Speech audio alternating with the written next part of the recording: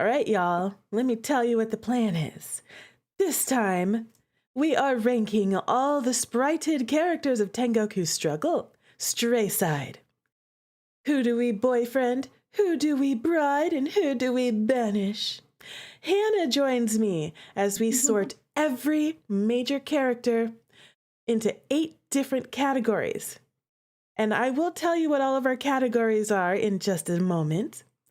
And this game, it's all about, here's the premise, okay, before we get started. The premise of this game is we, the MC, are a Hell Guardian, a new Hell Guardian. We are also the adopted daughter of the King of Hell, and we have been sent on a mission to capture escaped prisoners from Hell and bring them right back. And we've been sent with the help of 4 hot guys. Yep, super hot guys, but the problem is they're all super rude. They're really mean. They hate women. We hate men. But it's a romance game. So, as you can imagine, shenanigans ensue. So, from rude sinners to lovable idiots to suspiciously attractive disasters, we're putting our tastes on full display for you all today.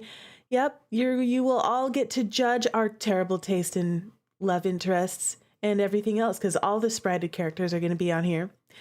And just a quick note about spoilers. There will be no major route spoilers. There will be minor spoilers, things from the common route, for example, things from the premise. You'll get to get basic information about characters, our opinions on them. And also, as any tier list is, this is reflecting only our own biased opinions. So this is very subjective, and it just reflects on us and our tastes. So if you are new to Tengoku Struggle, this will be a great opportunity for you to learn more about the game, and maybe it might help you decide whether or not you want to take the plunge. And if you're an old friend of Tengoku Struggle, then you're going to really have a good time because you get to brain rot with us. And Hannah, please introduce yourself.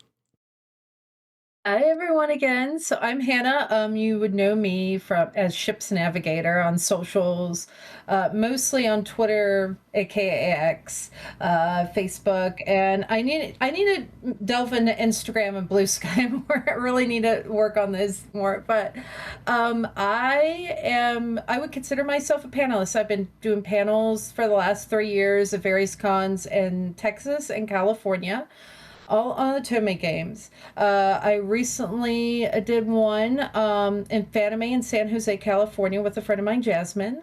Shout out to her. She's Lion Lament on socials. And I can't say too much, but I will be at Anime Expo. So if any of you guys are at Anime Expo, come see me and say hi. I will probably be at the cyber booth a lot. I'll be going to the Access panel in hopes for, some really exciting, updates on upcoming games. I'm hoping for some.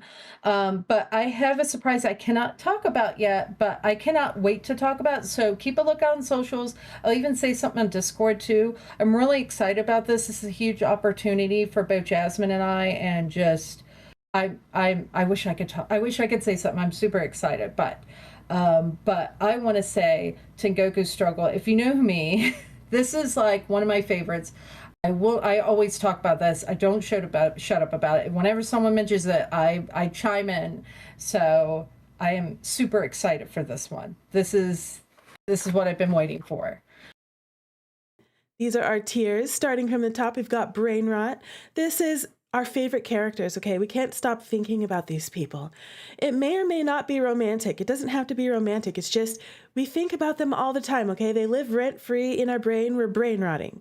And then there's Bride. This one's definitely romantic. It's the top of romance.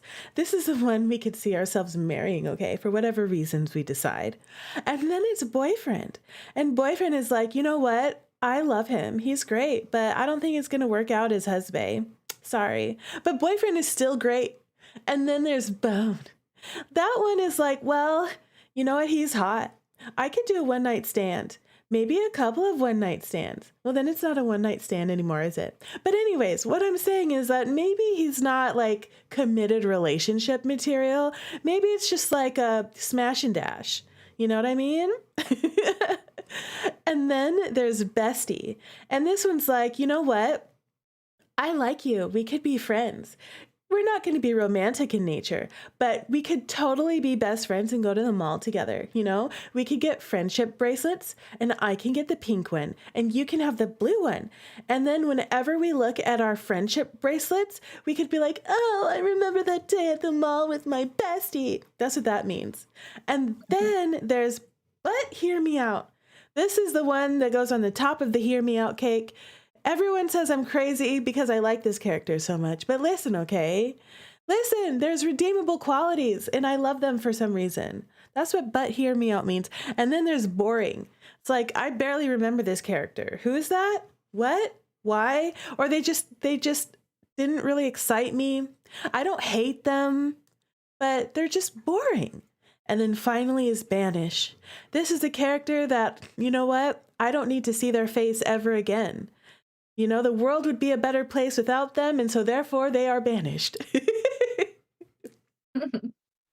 Do you have any thoughts about this list, Hannah? It is ever appropriate for what we're doing. So This is the go-to list. Every now and then we do something funny like food related, or when we did Olympia Soiree, which is by the same team that created Tengoku Struggle, by the way. And we did marriage material. So, but this is the traditional BBB, everything starting with B. This is the traditional Rue tier list. So let's take a look at our first contestant. Well, let me tell you about our beautiful MC. This is Rin Enma. Now, Rin is a brand new Hell Guardian, as we mentioned before. She's also the adopted daughter of King Enma. I guess that makes her a princess, really, if you think about it. And a funny thing about this, she has our favorite Otome trope, magical amnesia. That's right. She is what they call a transient in hell. She does not remember anything about her past life. Only what she's lived through as the daughter of King Enma and going through Hell Guardian school and all of that. So she is fresh and young and sweet. And she also hates men. That should be brought up. She does not like men at all. And she's going to get stuck with a whole bunch of them. Oh my. She is the main character of this game. And yeah, what are your thoughts on Rin, Hannah? She is I brain rot for her. I already gotta say it, but she is my best. That's my girl right there. I love her. So it is the same writers and artists as Olympia Soiree, and I have to say, like, I love the way that writer writes their girls. Very, very me. I can relate to them. She is pretty fierce. I just think that she is pretty out there and she says whatever's on her mind. I think that's cool. What I like about her character too is like she's unique from others because yeah, she's like this one of the strong girls, you know, the baddies, but she's not just like some like warrior type thing. She's actually a hell guardian. Like she takes care of these prisoners in hell, which is very unique to a storyline. It's part of the reason why I love this game so much is the storyline. Is quite unique. And I love her character design. I just love everything about her. You know, I especially when we get into routes, how she really puts up with these guys. She really puts up with them. And I think she's pretty caring too. She's a tough cookie, but she's pretty caring. And yeah, that's what I love about her. She's pretty well-rounded as a character. Mm-hmm. And if those of you who have been watching the past few streams, we have been playing the common route only. And so we had a little bit of an idea of what Rin was like. And I think she comes across as pretty lovable. So let's go ahead and rank her. All right, I'll tell you why I put Rin under Bride. So Rin goes under Bride for me because I don't think she's not my favorite MC of all MCs. I do really like her though. I think she's a wonderful MC. She's very interesting and dynamic. She does have a change of she's a dynamic character, meaning she her personality and her experiences, she grows over time. And I do Mhm. appreciate that in a main character, somebody who's not boring, someone who has a good plot behind them. And I felt like she was relatable. I felt sorry for her sometimes. When Mhm. she was angry, I felt angry too. And I feel like she's the kind of person that she cares about other people, but she also has a strength to her as well. And I think that she'd be a good wife, you know, she'd be a good wifey. Um, she'd be a good one. That's why I Yeah. put her under Bride. What about you, Hannah?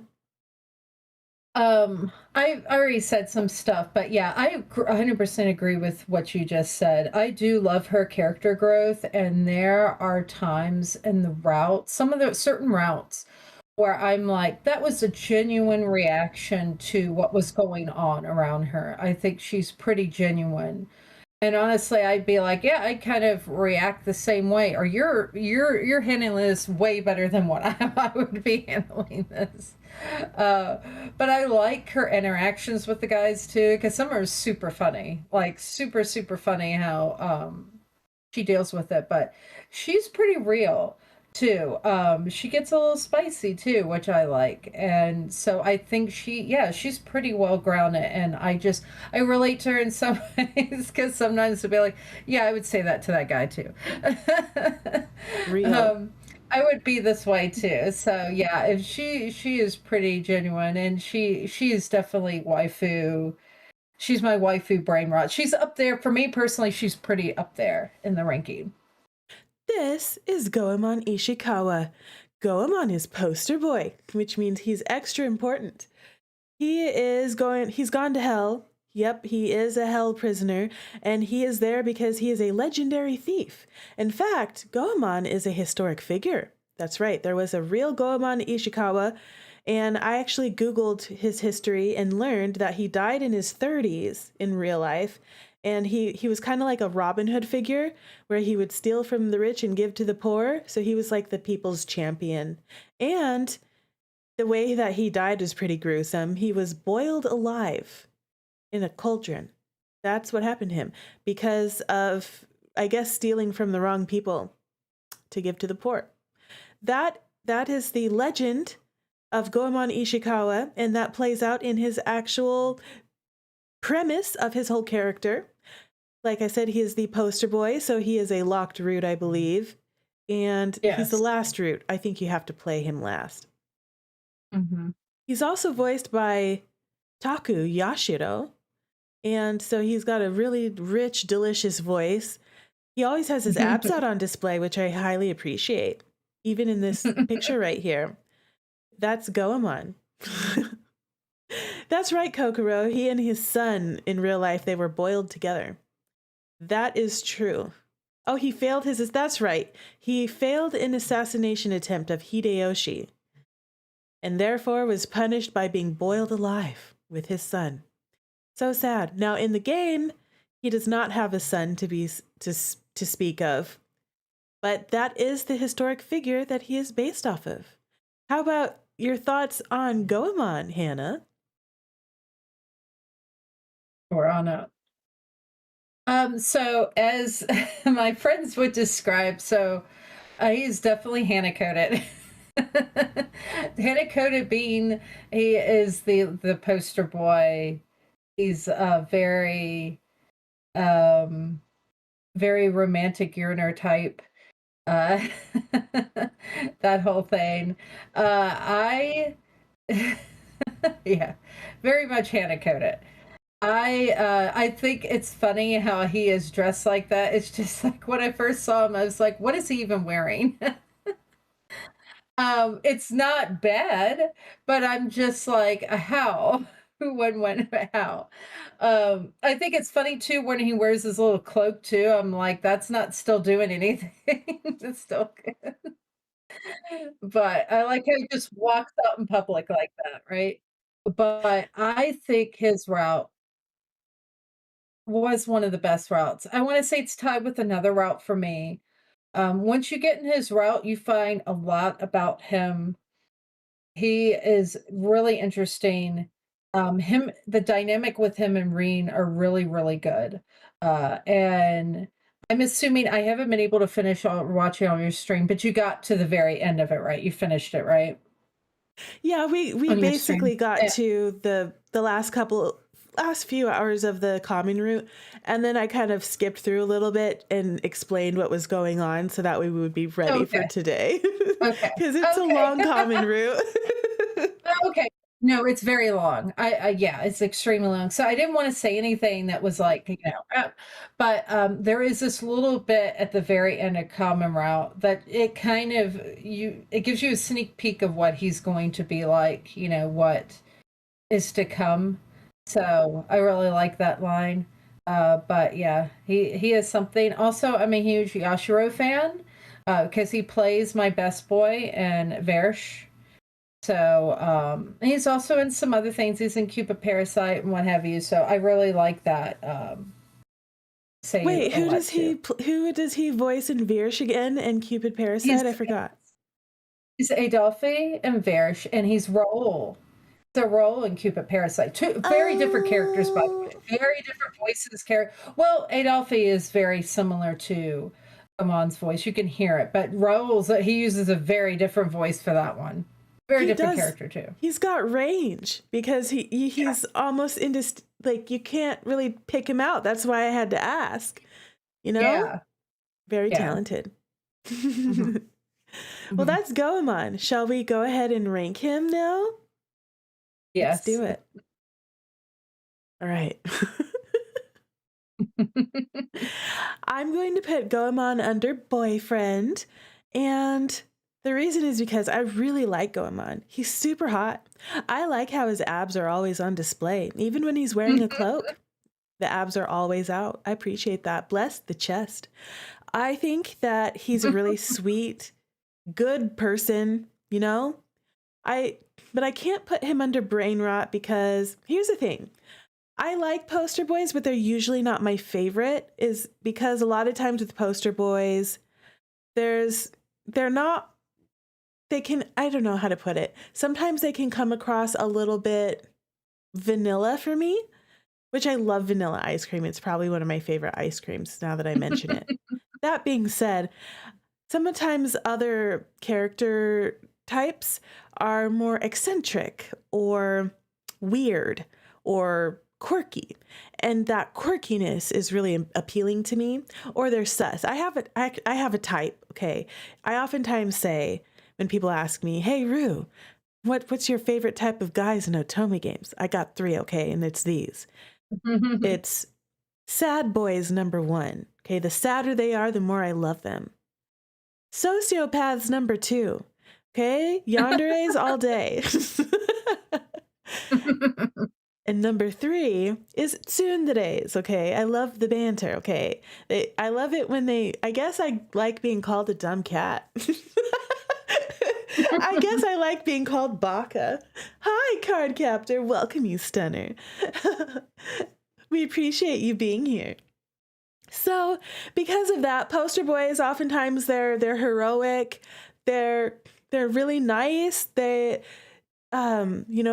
just comes with the territory of them. They kind of have to carry that. They are oftentimes the stick, the carrot on a stick at the end of the game that you have to work towards. And a lot of times when I'm going through the game, my heart's already been stolen by the tsundere, for example. But by the time I get to the poster boy at the end, but that's not always the case. And actually, as far as poster boys go, I did actually find Goemon particularly to be more interesting than most poster boys that I've played. I really Mhm. liked how, compared to the other guys in the common route that we just saw, the other guys were giving MC a really hard time. But Goemon was actually not so bad. Out of all of them, he was the nicest to MC. He offered coffee. He made sure that MC was taken care of, you know, even though he would still say some mean things here and there. But he even apologized at one point in the common route. And I can appreciate a man who apologizes, even if he's being sassy about it. So, you know what? He'd be an excellent boyfriend, and I would be more than happy to date him and have a long-term commitment to that guy. I like Rin a little tiny bit more than him, so that's why I put her under Bride, I think. But yeah, that's my choice. How about you, Hannah? Well, it's Hannah coded, so obviously brain rot. Because I think I would say he's probably one of the top, for me, one of the top like poster boys. And his route was really compelling, and he himself is just really interesting, really, really interesting. I don't say that in like a really, how can I explain it? Like he's sus or anything. Just trying to get around spoilers is very hard for me. But trying to remember little bits, but from common. But yeah, like there's little subtle things in common. And also I feel like he's level-headed because if you even look at common and common route, he's pretty like almost like the secondary leader because he's been around those guys forever, so he practically knows them. I mean, they're all old; they're hundreds of years old. So he's been around them, and uh, can be level-headed with them and what have you, kind of calm them down. So, but yeah, he's very intriguing, and that's why, amongst other things, that's why I put him in brain rot. Honestly, he's a really good brain rot, and I'm kind of rethinking myself. But that being said, I will agree with you. He has really good leadership chops as well. And he is a natural leader. People just follow him, even though he's not technically supposed to be the leader, Rin is. But Yeah, he does outshine her in that because he just has this natural leadership abilities to him. Okay, and yeah. I also want to mention something that Kokoro brought up in a previous stream is that Goemon Ishikawa lived and died in the 1500s. So that was interesting to know as well. All right, let's look at the next person. It's Yona. Hi, Yona. Oh my gosh, I love this one, y'all. This is Yona Murakami. And he went to hell for murder. Yep. So there's all of these different rings of hell in the game, which are inspired by Dante's Inferno, I'm pretty sure. You know how there's different circles of hell in Dante's Inferno, and each circle of hell has a different category of sinners that go there, and they all have specific tortures that are applied to that particular sin. What's the same thing in Tengoku Struggle. And so I don't think I mentioned for Goemon, he was in the eternal hell, which is like the lowest of the low hells because he was that legendary of a thief. Well, for Yona, I can't remember what it's called, the revival hell, actually. That's what it was Yeah, called. revival. And Yeah. that's where people go if they went to hell for murder. And that was his big sin. Yona is also in his past life, he was a pirate, which is interesting, and he is mixed race, biracial. So part Japanese and part Western something, which is where he gets his red hair and his green eyes and freckles. And so I've heard the term hafu before, which is biracial people, part Japanese, part something else, and that would be the term used for Yona. In his personality, he's very brash, he's very brave, but he's impulsive, he's also very energetic. He's pretty old school and traditional. So in the time period that he passed away in his life, before he went to hell, was a few hundred years ago. And when he came to the modern day and age, things are a lot different. The role of men and women doesn't look the same as it used to back in his day. So he had to do some some growing and development in his character.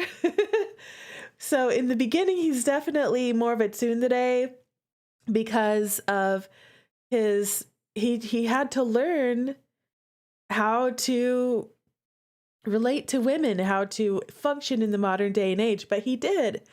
And he's a dynamic character in that way. Also, he's definitely a himbo. He's totally a himbo. Honestly, he's a sweet guy. He's blushy and sweet. You know, once he's done being a tsune, once he's done being a tsundere and being all spiky, he is just blushy and precious and sweet and easy to fluster and romantic. He's all of those things. And yes, a total himbo. Also, it's fun. He likes to read. He doesn't really watch TV and stuff like that so much. He reads. That's what he does for fun. And he loves the ocean. Anything having to do with the ocean, sailors. In the common route, he turned the living room into a beach. He brought in all this sand in there. Him and Kikunosuke were chilling on beach chairs with umbrellas and drinks, and they had sand all over the living room. They ruined everything. It was so funny. His voice actor is one of my favorite voice actors. It's Suzuki Ryuta, who also is known for voicing Ash in Disparate Drops. He's also Koyo in 9 RIP. He's also, I think, in Handsome Laundering, which I don't think has been released localized yet.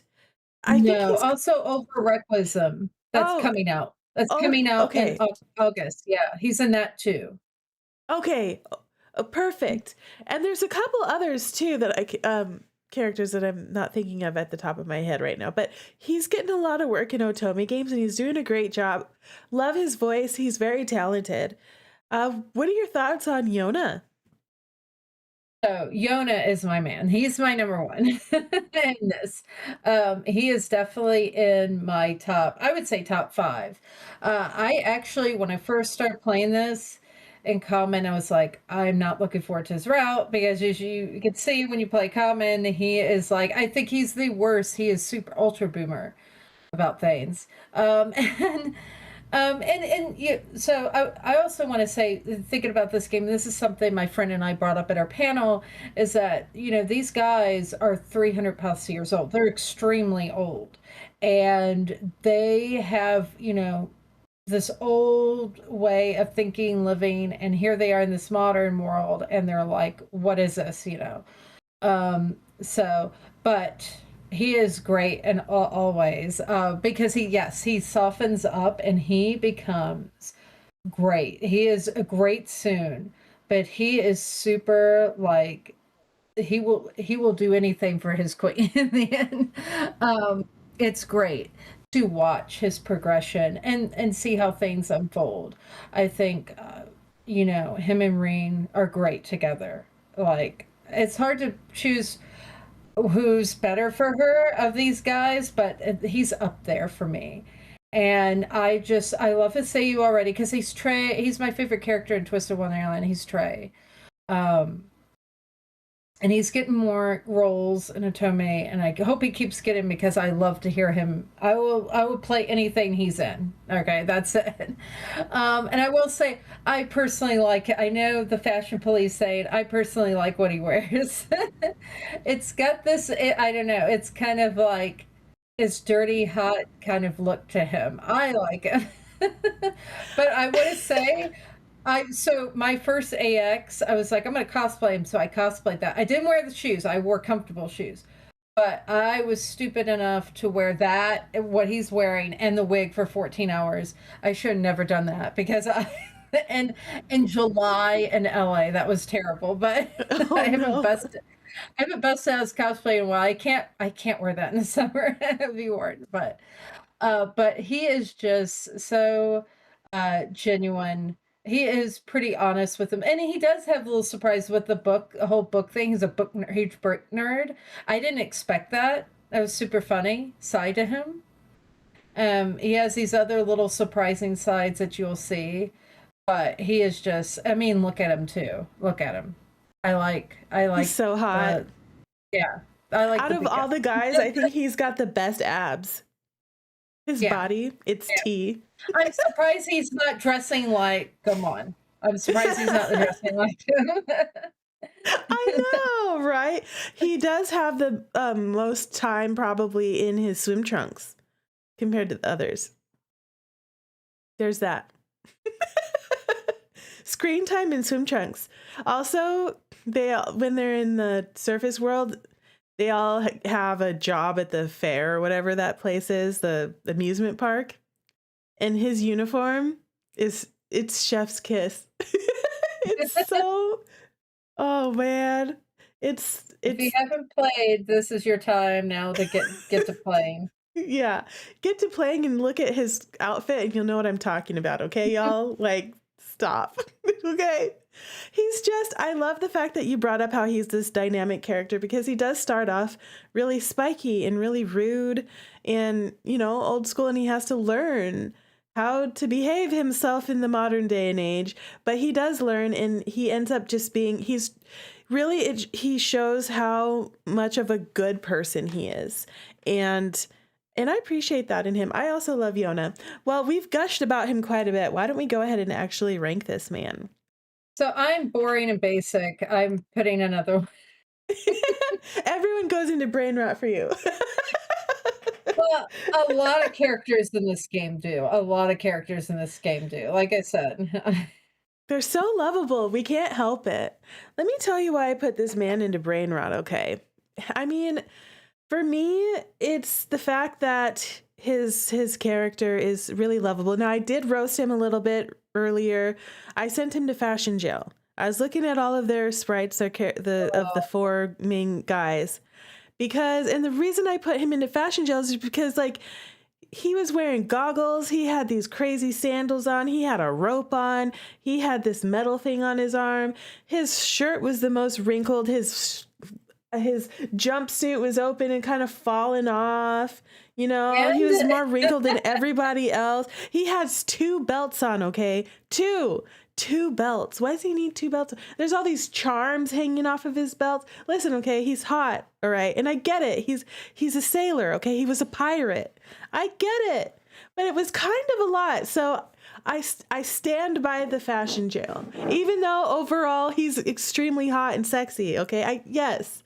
I love the red hair and everything, and it's just the man is beautiful, okay? But he's still going to fashion jail, okay? All right? Just for a little bit. He's under arrest for crimes against fashion. But that still doesn't mean he can't be my brain rot for this game. I love the fact that he's relatable. Just because he's not perfect, okay? He really does start off rough, but because you just get to see how much he grows, that endears him to me. Also, I can relate to the fact of him being a mixed race. I am also mixed race, and I'm not the same mix as him, but I can still relate to a lot of the things that he discussed, some of the feelings that he had about that, some of the lived experiences that he had, how other people treated him because he was mixed race. I could relate to a lot of those things that were brought up in his route, and so I really appreciated that. Also, the fact that he reads was endearing to me and how cute he was about it. And so even though he's a big himbo and he oftentimes is impulsive and does not think with his brain, oftentimes, he is a learned man, okay? He reads, all right? He's literate. Also, he's tough and he's masculine, and I do like tough, masculine men. I that is part of my type. Yes, I do. So, especially when it comes to a romance situation. So that's why all of those reasons together, the man that you are, Yona, you are a brain rot for me. Okay, Hannah, how about you? All the above, but plus more. I mean, he is just, yes, he is gorgeous. He is absolutely he's gorgeous, but I really loved his character in the end. I think he was just, it was about the character growth and just how he blossomed and how those two really meshed so perfectly together because especially so I think of all the guys in the common route, he is pretty like I think he's the worst when it comes to woman hate. He is super like really mean. He was the meanest. And so she is also coming in hot where she's like men, blah. But somehow they were able to see like the best in each other and grow. I think both of them, with their given their situations, helped each other grow tremendously. But I know the fast jail thing, and I don't care. I love it. I mean, okay, I'll agree with you on the sandal thing part that he's wearing. I'll agree with you there. Because I'm like, oh, those get like gross and what have you. But I like the the jumpsuit thing and the tank. Very But masculine. why is he wearing goggles and he's nowhere near a pool? He's nowhere near the ocean. Why is he He's wearing living that goggles? life. That's his persona, is like a pirate persona, and he's gonna live it in this modern day age, I guess. I'm slightly defending him, slightly. I mean, he probably could. So when I was doing that, I put all the I only did one belt, and I put all the trinkets on there, and I was like, one thing, I was just like, how in the world is he doing this? Because he's got, like, if he has to go to the bathroom or something, like, how is he doing this? Right? Why Because do you he's need like two belts?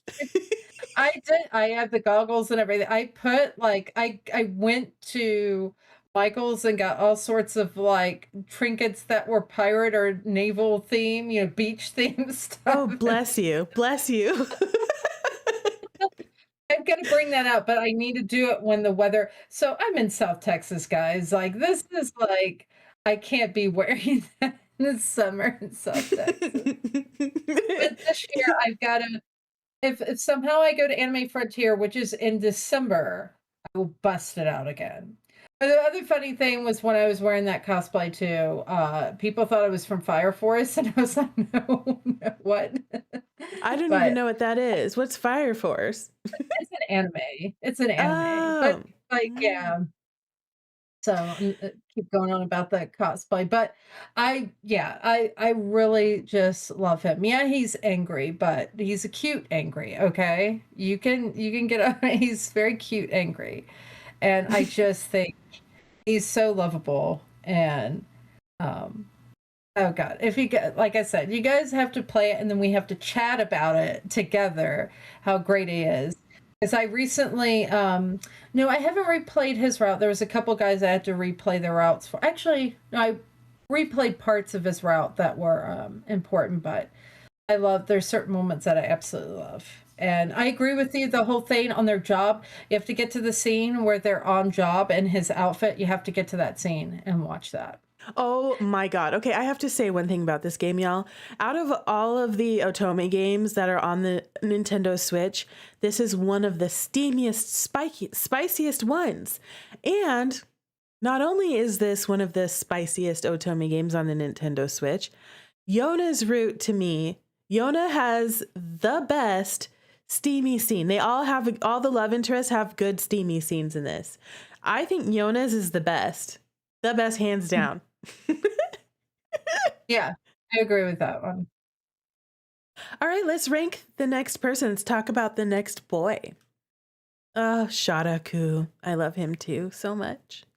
All of the love interests in this game, they're chef's kiss. They're so good. Also, some of y'all in the chat are making me laugh right now. About no sand on the floor, that sounds like a nightmare. I know it does. We do love a bookish man. Yes, we do. Also, the TV is too fast for Yona. It really is. He's so handsome. I know. The biracial king. His freckles are so cute. He's adorable. You love him? Oh, your man is right here, Sharaku. Sharaku's your man, Strawberry. We're about to talk about him. Get ready. This is Sharaku Toshusai, and he is in hell for promiscuity. That's right. This man is a hoe. And we love him for it, okay? He's also an artist. He's a very talented artist, a painter in particular. And he's a neat freak. He is the most tsundere of all the tsunderes, which we're going to talk about, but that's part of him being a neat freak too. So you can remember when we were playing the common route and they filled up the whole living room with sand? This man right here was not happy about that. He was like, you better clean this up. Every last grain of sand better be gone or I'm going to kill you. That's what he said to them. It was so funny.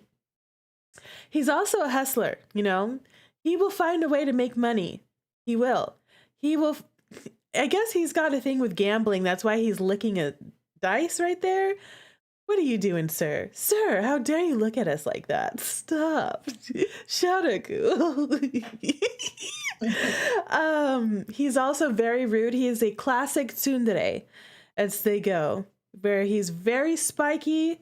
He's very mean to everybody on the outside, but on deep down on the inside, he is just a sweet, mushy love. Way deep down, you do have to dig down, and he's a sweetie underneath. He's very spiky. He's also a giant tease. And he canonically knows what he's doing. He knows his way around women. I will say that, canonically. He is voiced by Kaito Ishikawa, who's another one of my personal favorite voice actors. We also know him from voicing Dante from Pio Fiore, also Il Fado de Rie from Cafe Enchanté, also Adam Krylov in Bustafellows, also a whole bunch more that I probably rattled off yesterday, but I can't think of it today. But anyways, one of my favorite... also another... I'm sorry. He's also another one that's going to be an Over Requiem. He's another one that's going to be in it. Yeah. Man, Over Requiems is going to be stacked. I know. I can't wait. Ugh, I can't wait. I can't wait till that comes out either. We're definitely playing that, y'all. We're going to play it. Yeah, so this is a Sharaku Toshusai. What are your thoughts on him, Hannah? Oh, so he is a hot mess. I actually really... I had a like-hate thing, love-hate thing when I first played his route. But, and this guy, it's interesting. This Kaito Ishikawa, I would say, is Hana-coded too. He always plays Hana-coded dudes. But when I recently replayed it because we wanted to get some good stuff, information for a panel that my friend and I did. By the way, it was an intersexual feminism panel, and Tengoku Struggle is really zooming with information about intersexual feminism for sure. And I actually was like, he's endearing. I thought he was endearing and funny in a weird way, funny in a messed up way. I thought it was over the top how he just like what he says to her and what he does. But he's really unique when you think about, yes, he has Soon, but he's a little different. Also, I like how he is just super, like, he is a neat freak. And if you need a guy that just loves cleaning so much, he is the one for you. He loves cleaning. And I do like that scene you were talking about when he walks in on him. Because if I remember correctly, he just bought his hat, his weird little hat, and he was all happy about it. And then he comes in to see a mess. And that killed his vibe. That killed his vibe so much. He was about to kill them. And so it's just so ridiculous. And when you get in this route, I think he has good character growth. He is something. I know it probably rubs people the wrong way. It kind of did with me, but after a while it's just like, oh, he's just ridiculous. And I like her dynamic with him, Rin's dynamic with him. So I do too. Yeah. Mm-hmm. Yeah, he was fun in the end. And the second time around, I was like, okay, I get it. I get it. So, and he also cooks. Yes, he cooks too. So he is like house husbando. He puts on this weird apron thing or whatever he's wearing. It's like a very oversized apron. But I want to say I like what Card Captors said in the comments about man is going to sell dice for profit. That is 100% true. He's probably like, he'll be like, this is blessed. He'll pour the water on her or whatever he's doing and like, this is blessed by Buddha or something like that. You know that song that's like, I'm a hustler, baby. I just want you to know. That's him. He'll figure out. He'll be like, yeah, I got this water from hell and I put it in a water bottle and it's magical. Yeah, buy it, you know. People be buying it or he's a painter, so he'll sell his art. He'll find a way. He'll find a way to make money off of things. But he's also thrifty too. Like he doesn't spend the money. He tries to make money, but he's used to being poor and broke, like so many of us are. So he's thrifty, but he will do his little get rich quick schemes if he can. Well, that gives you a good, well-rounded view of what this man is like. And yes, he is the slutty one. Okay, he's the flirty one, and some people love that about him, and some people don't. But let's rank him, shall we? Okay, you know what? I could put him under boyfriend with Goemon over there. But because of his role in the game and who he is, I'm going to put him under bone. And here's why I'm boning Sharaku. Okay, listen, this man, he oozes sex. He's very sexy. He's also alluring in a way, and he knows what he's doing. All of that makes him the perfect husbando when it comes to boning. Also, I do like a guy that can be like a housewife, He's like male wife coded in a certain way. I do like that he cooks and that he cleans, and he has this cute little hat when he cleans. It's so funny. And he also, I think he understands women more than the other guys do in the house, but he's rude about it at the same time. Sometimes that gets under my nerves. He said a few things. There are some things that he said both in the common route and in his own route where I was just like, how freaking dare you? Like remember what he said in the common route when they were all being extra mean to MC? And he said something like, they were all talking about why they hated women. And he said something like, oh yeah, I hate women too. They're easy to open their legs or something like that. And I'm like, excuse me? How flippin' dare you? How dare you? So that kind of stuff. He still talks like that in his route, which is why a lot of people don't really like him.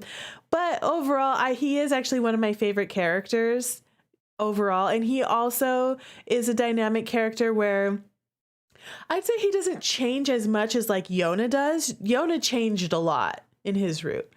I don't feel like Sharaku changed so much, but we changed. Like we learned more about him and understood why he does what he does, why he says what he says, and why he is who he is. And so then because of that better understanding of him and his life that he lived in the past, that's what changed, was our understanding. And that actually made me really appreciate him as a character and appreciate the relationship that he ended up having with Rin. So I actually quite like him as a character. He's actually one of my favorite characters in the game and one of my favorite husbandos. But because I'm trying to spread things out here, I guess, I would put him up higher. Honestly, I would. But because if there's anyone who's going to be under bone, and maybe it's not forever, because I'm a words of affirmation girly, okay? He needs to be nicer to me and tell me how beautiful and amazing that I am every single day. And he's not going to do that, okay? All right? Yona will tell me once he's in love with me how amazing I am every day. But Sharaku, he's going to give me sass. So because of that, listen, let's go for it. I'm down, okay? Let's bone. It's a smash and dash, all right? Maybe like multiple times, okay? We can meet up for lunch and then do our thing. But I think as far as like forever and ever and ever, he's going to make me mad, okay? He's going to say something mean and I'm going to be crying my eyeballs out. That's what's going to happen. All right, Hannah. Pretty much chiming on what you said, like, I thought about it and it could have went to a boyfriend thing, but like I don't think our personalities would mesh well enough to go anything higher than a bone. So he would be fun to have around. I think he'd be fun as a friend and what have you. But I don't know like if he would ever fully break certain things. I'm not trying to like trash on the character. I hope I'm not, but the way he is, I think that's just who he is. But hey, if that's how he is, he's very open-minded about stuff, like, hey, um, you do your thing. But he's funny. He is funny though, even though he can be him. But he is funny and pretty. And like I did really enjoy him at the end. I could see why he's up there in character ranking polls. I could see that. People love him, but yeah, he's definitely like have some fun on the side, And I mean, they're all living together, so it makes it easy, convenient, right? Right? But yeah, it makes it super convenient. So that's why I'm going to keep him in this. Anything higher than that, I just unless we here's to hoping a sequel one day, maybe that would change in the future. So Yeah. He'll take us on some good dates, you know what I mean? He's got good taste. He'll take us on excellent dates. He'll probably be able to shyster up some money and spend it on us. right before we have an excellent night together. And I agree with y'all in the chat. It's true. It's funny and sad that men will still say these things about women to this day. That's true. Yes, they do. Preach. Real. All right, let's talk about the next guy. We have a couple more love interests to go. Let's talk about them. Next one is drumroll, Kikunosuke. This is Kikunosuke Uga. This little guy, he's adorable. I love him. He went to hell for being a thief. And what's interesting about him, now here's the thing about the premise of the game that I didn't mention before. They all have powers that allow them to fight. You know how we're basically bounty hunters trying to find escapees from hell and bring them back, and they're here to help? Well, the reason why we were chosen for this mission is because the escapees from hell have these powers called desires, which manifest as like laser eyes and floating swords and, all that kind of stuff. Magic guns, superpowers, essentially. And they're called desires. That's what they call them. And everybody who has one of these desires, they have some kind of like a tattoo mark on their body. So that way you can see that their power has been activated. And everyone has a power that is unique to them. And so Kikunosuke's unique power, his desire, is essentially werewolfism. Yes, that's right. Is he just a walking men are wolves reference? Does he need to go into the Men Are Wolves collection? Because I think he does. Essentially, he is a guy that turns into a wolf, like a full-on wolf, total wolf. He's a good boy, okay? He got that dog in him. He's also a sibling. One of the main side characters is his little sister. He's also a video gamer. He loves the arcade. It's his favorite thing. He loves to eat. Between games and food, like he loves that, okay? And he's also really sweet. He's very loyal. His time being rude and mean to the MC was very short-lived. Very short-lived. He pretty much, the second like MC is like, here's some food, he's like, okay, I love you. Also, I imagine as a wolf, he probably has really soft fur. His hair looks really silky and soft, Yeah, Milky, he's cute and fluffy. He's a good boy. And he's voiced by Soma Saito, who's another one of my favorite Japanese voice actors. We also know Soma Saito from voicing Evis in Virsh. He also is Enomoto in Caller X Malice. He's also Alphonse in Ikemen Villain. Oh, Alphonse. And that's quite the range. Quite a lot of different characters. And then he's embarrassed, yeah. So, I mean, like Evis and Kiku are so different from like Alphonse. Well, all his characters are different. I think Alphonse I don't recall him ever playing a character like him. I don't recall at all. And I want to say I'm very sad that he doesn't have any merch standing at the Cyber booth this year at AX. So one There's day. no Alphonse merch. No, there's no standee of him or anything. I think he's like sadly ranked a little lower, which is shocking to me.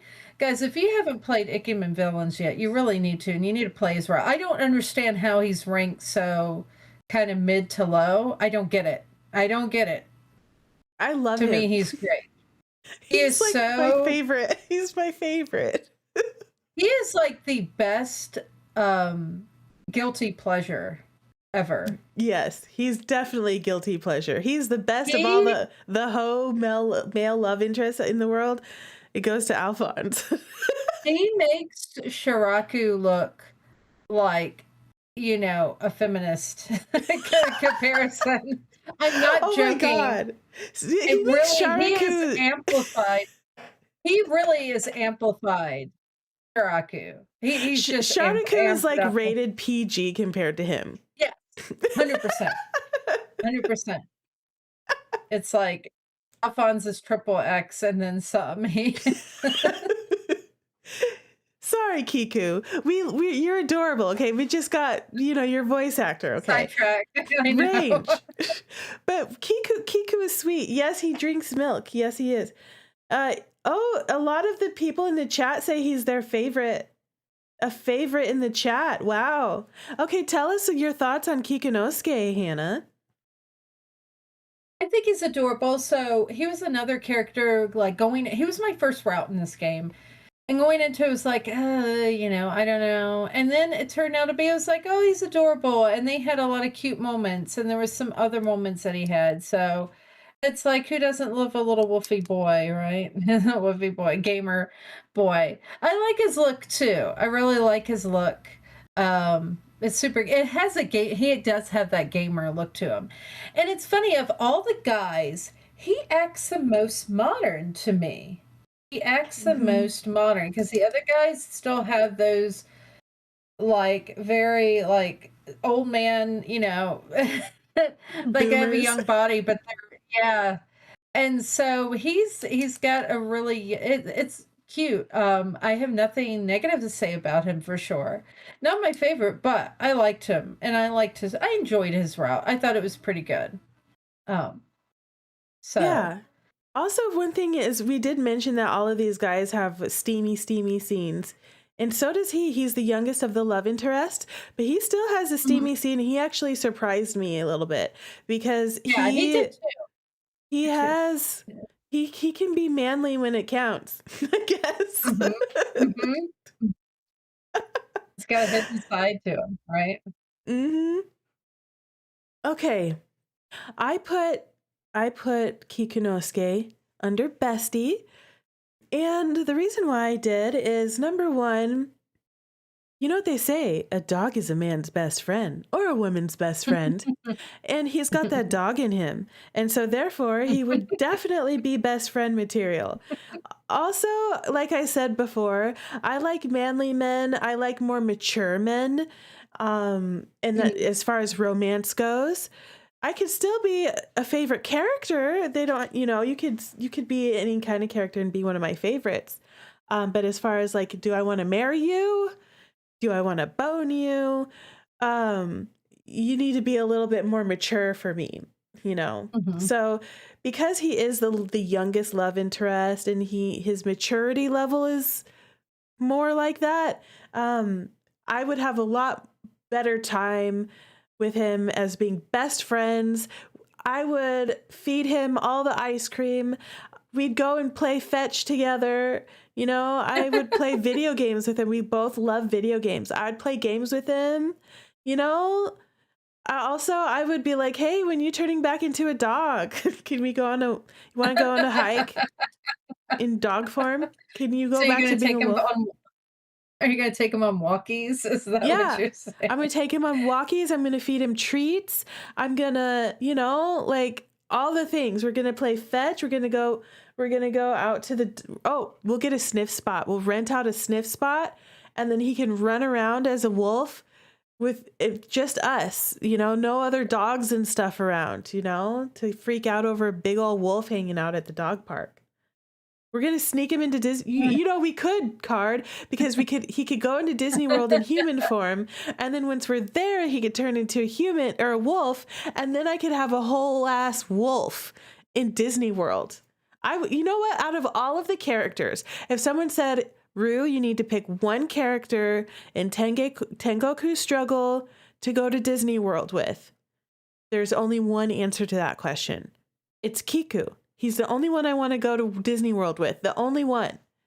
And not just because I can sneak him in and have a wolf with me, but actually as the human version of him, he would be fun. He would be a really fun date to Disney World. We'd be besties for life. And yeah, he'd be a very good boy. Okay, Hannah, what about you? You put him under their bestie too. Yeah, he's just, a little too immature, a little too young to be anything above that. But I could get along with him. Um, I could do gaming with him, among other things. It would be cute. He would just be cool to chat with, or just like go out and do things like movies and what have you. He's just a really loyal bestie, I would say. Um, so yeah, he's just a little too immature, young for that, but he would be a good friend. He would be a good friend. Card was thinking to sneak him in as a wolf and say that he's a dog and not pay the ticket. But then they might not be like, they might be like, no dogs allowed. You know what I mean? Well, service dog, service dog. Oh, you're right. And he's smart. He could behave himself and we could put a vest on him. Yeah. Oh, okay. There you go. We could put a service dog vest and people be like, is that a wolf? No, he's a husky. Mm-hmm. That's not a wolf. Absolutely. Disney No World. dogs, right. Oh, okay, let's look at the next guy. We have one more love interest to talk about before we get into side characters. This is Jack. And Jack is a human. Everybody else has been from hell or something like that. This is the first of the love interests to not actually be from hell. He is from the human realm. He's also an idol. He's rich. He's famous. Yep, he's a singer. He's a musician. He's a singer-songwriter type of guy. Also, as far as his personality goes, he's emo AF, okay? Listen, this man is so emo that if you typed up emo on Google, or if you looked up emo in the dictionary, this man would be there on the front page because he is the personification of emo. You cannot understand the depths of his soul. Real. Also, he's voiced by Makoto Furukawa, who is another one of my very favorite voice actors. He voices Alan in Cupid Parasite, who is one of my favorite characters of all time.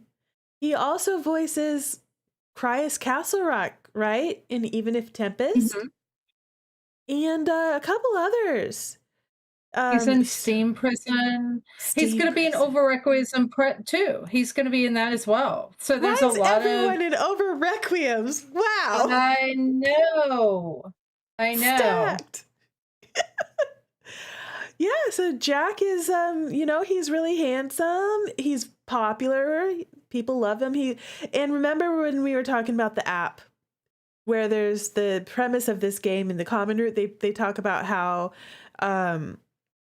there's this app that claims that it's going to pardon your soul so that you don't have to go to hell. Well, he's one of the people that's promoting this app. So because of that, that's going to potentially cause some problems with the other characters and the main characters who are against that idea of lying to people and telling them that they're not going to go to hell if they just do what the app says to do. But I don't know. I guess he believes in it. I don't know if he I don't think he's trying to get one over on people. I think he believes in it. I don't have any reason to, or I can't remember enough to think if he realizes that it's BS. I don't remember. Anyway, that's enough about him. How about your thoughts on Jack, Hannah? I am also a Furukawa lover. I got to meet him last year at Anime Expo, And I want to say I had a bag with badges of his characters, and he was looking at it, and he was saying all like he was like, oh, and he mentioned Jack. He was like, oh, Jack, yeah. So it was really cool. He recognized his Otome characters, which I really appreciate. I think it just goes to show I get that vibe that he really loves doing these games, which is very important. I think it shows through in his characters. But anyway, I personally like Jack. I know a lot of people. I think his route. I remember his route being a little messy.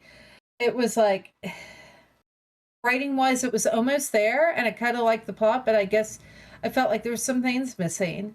I'd like to replay it again whenever I have the time. His route. But I like him. I like his look, that emo, all goth look to him. He's quite the mysterious character, so I find intriguing. But I liked him, and I kind of wanted a little bit more. Once again, I am needing a sequel down the road. I don't care. I will wait for that sequel. I need a sequel because I want more from him. But he is very interesting. He's kind of like an outsider in a way, but you find out all sorts of things about him. So, but I liked him. I like him a lot. There was something really mysterious about him. Um, and I enjoyed him as a character. All right. Well said. Let's go ahead and rank this guy. And guess what, Midnight? Right after we rank him, we're going to treat a pup. It's been a while since I played this game, and I feel like my opinions on characters change over time. But sorry. Stop asking me to beautify the slide. My gosh. I'm on Google Slides. That's what this is on. Okay. All right. So I'm really sorry. I know there's some Jack lovers here. And look, I don't hate him, okay? I don't hate him. He actually has a good steamy scene, which I appreciated. I like that he's rich, okay? Maybe he could go on some nice dates. But the reason I put him under boring is sometimes I would forget about him. Sometimes I would even forget that he was a love interest, And I can't justify putting somebody that I constantly forget about up higher on my tiers. Oh yeah, Jack's a love interest. Oh, but the other thing too is his route was a bit of a mess. And there were so many things that just didn't make sense to me. Like it just didn't, like, Rin, girl, why are you doing that? Why is he doing that? Why is that happening? There'd be an ending where I'm just like, huh? What? That happened? What? In that ending? Why? Why are they doing this?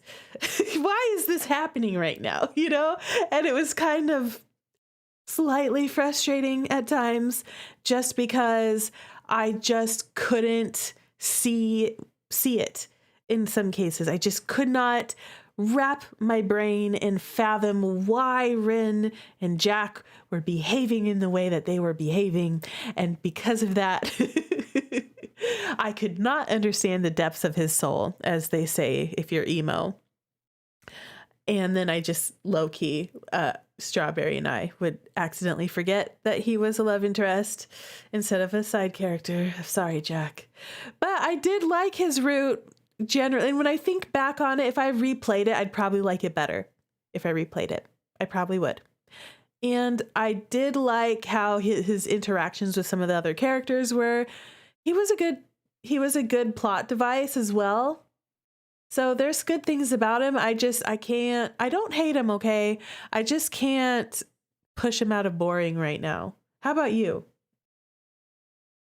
So yes, I'll agree. Like his route was messy, and it wasn't that there was like it was almost there, and there were certain things that were quite interesting about it that I was like, oh, that I like where this is going, and it didn't go where I want it to. I think we could all agree on that if you played his route. But um, I still liked him though. I still liked him, and I think that it wasn't the strongest of the relationships among them, but I still think it was pretty. um it was just there for me. Maybe I like him and I like that type, I guess. And Furukawa, maybe it's just the Furukawa effect too, right? He kind of adds on to it somehow. I mean, honestly, um that was my favorite part about him was Furukawa. and I like, yeah, of course. I like his look too. I personally like that look. I think it's cool. He's a purple boy, right? And I'm usually drawn to purple and red coated guys. So, I another reason why, hint, hint, universe, hear me out there, that I need a sequel of this. I think potentially his sequel route, if they make it, they better would be much better. I'm hoping there would be some clarification or just tidying up any loose ends. But I still liked him as a character. I liked his mysterious side about him, and I kind of liked his background a little bit, despite how messy it was. But I put him as boyfriend because I I could see that working. However, I don't know if it'd go beyond that. It'd be like, well, I'd have to know more about him if it'd go beyond that. But I would definitely take him as a boyfriend. Well, that makes sense to me. And I agree. If there was a FD or a sequel to this game, that could definitely help with his You could route. change it. Yeah, I could definitely see myself changing my mind in that situation. It's dog time. Oh, look at that. Agile just ended. Perfect timing. Hey, boss, spin.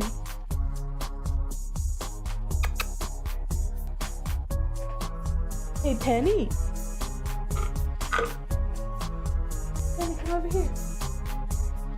Good girl. Come over here. Come here, Penny. Good girl. Okay, Penny. Penny, spin. Good spin. Good girl. Good girl. And good boy. So we just ranked Jack.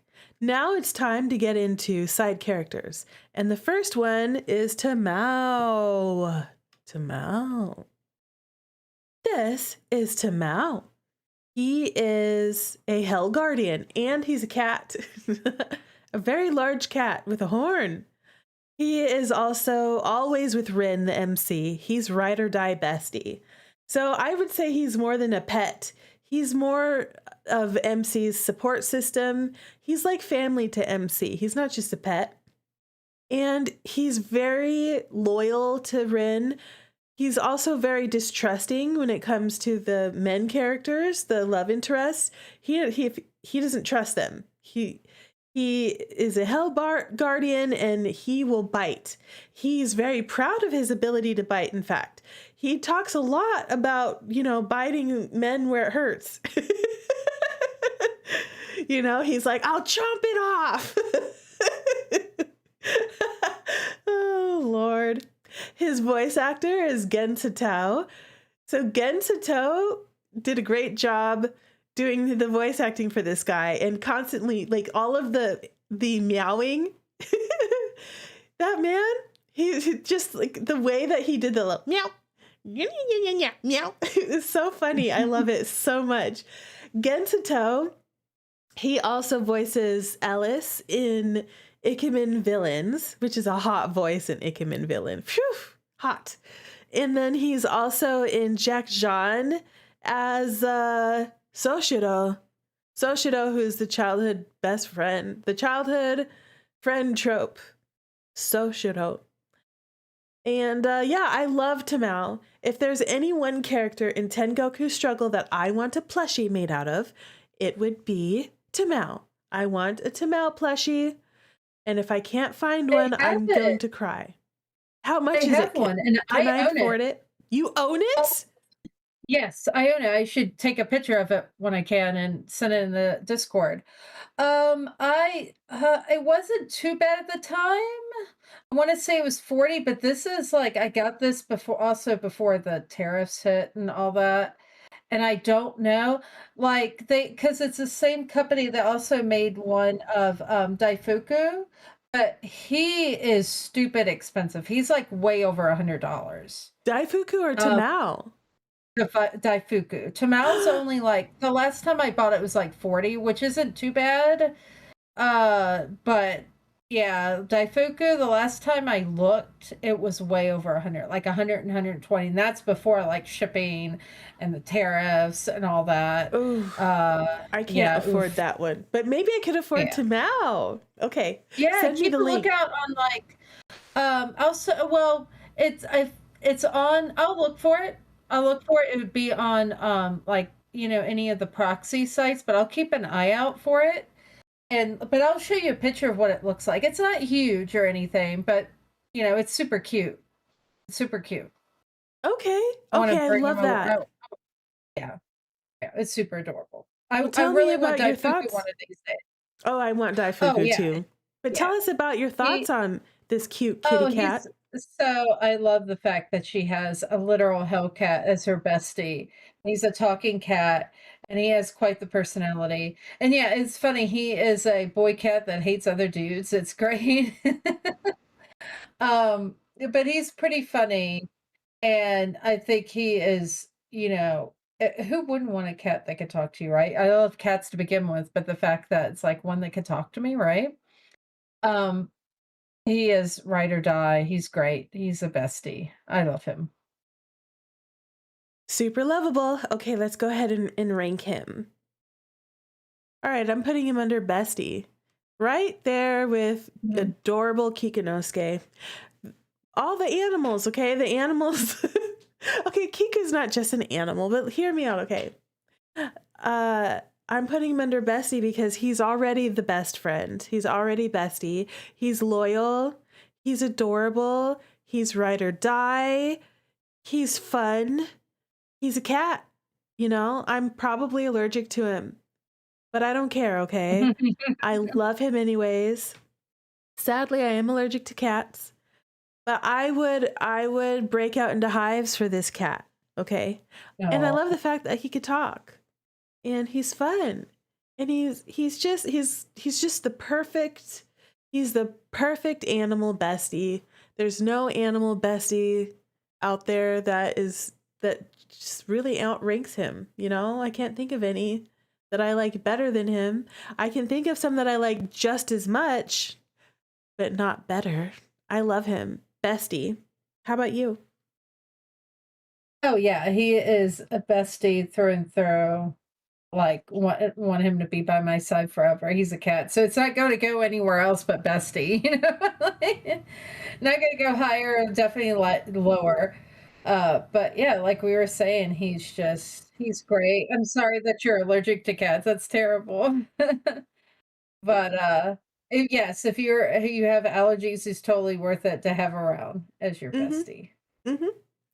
Well, we are in agreement. And so is the chat.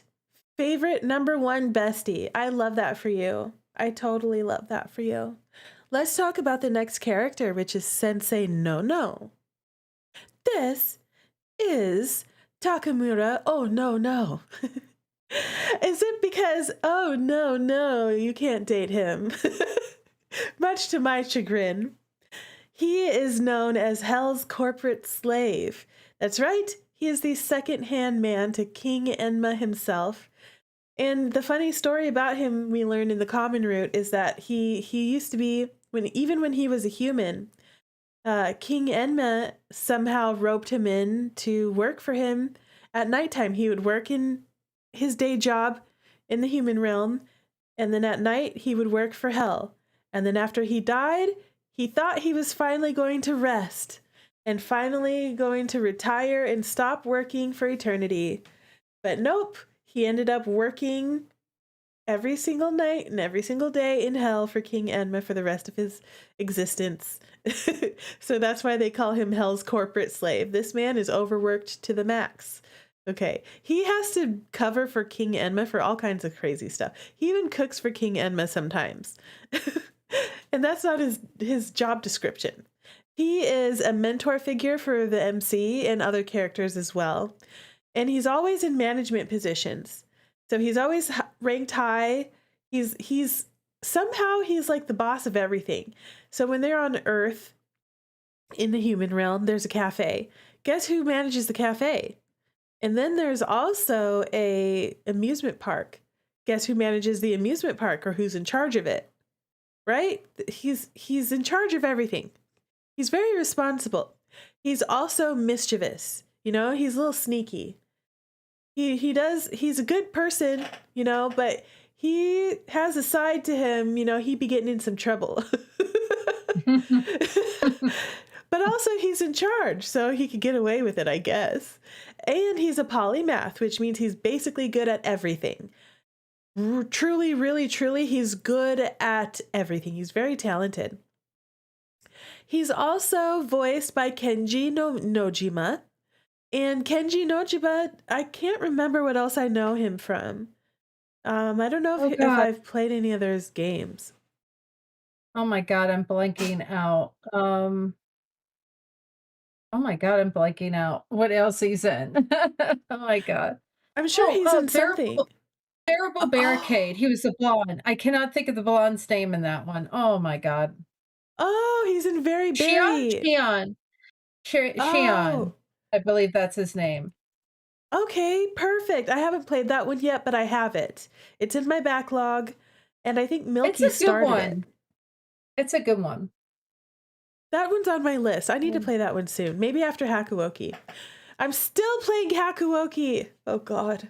Anyway, Sensei Nono he's really funny when he interacts with the other characters. He's pretty calm in his demeanor, but also he's not to be trifled with. He's very tough as well, and he's got magic powers.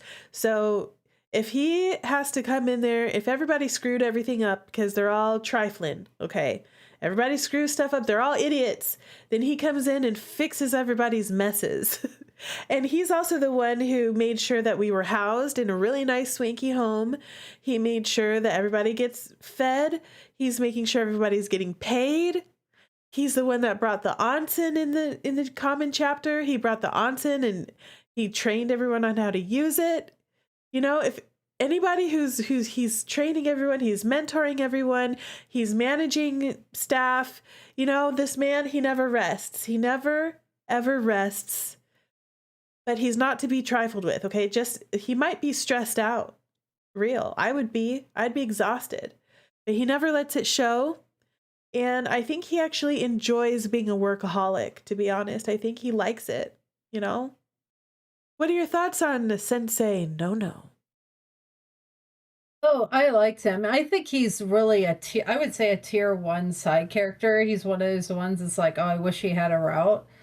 I love his character design, love his voice. I do like how mischievous he is.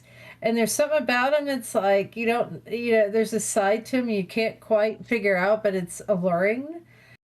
He's a great side character. And I just like, there's this whole aura about him, whole getup and what have you.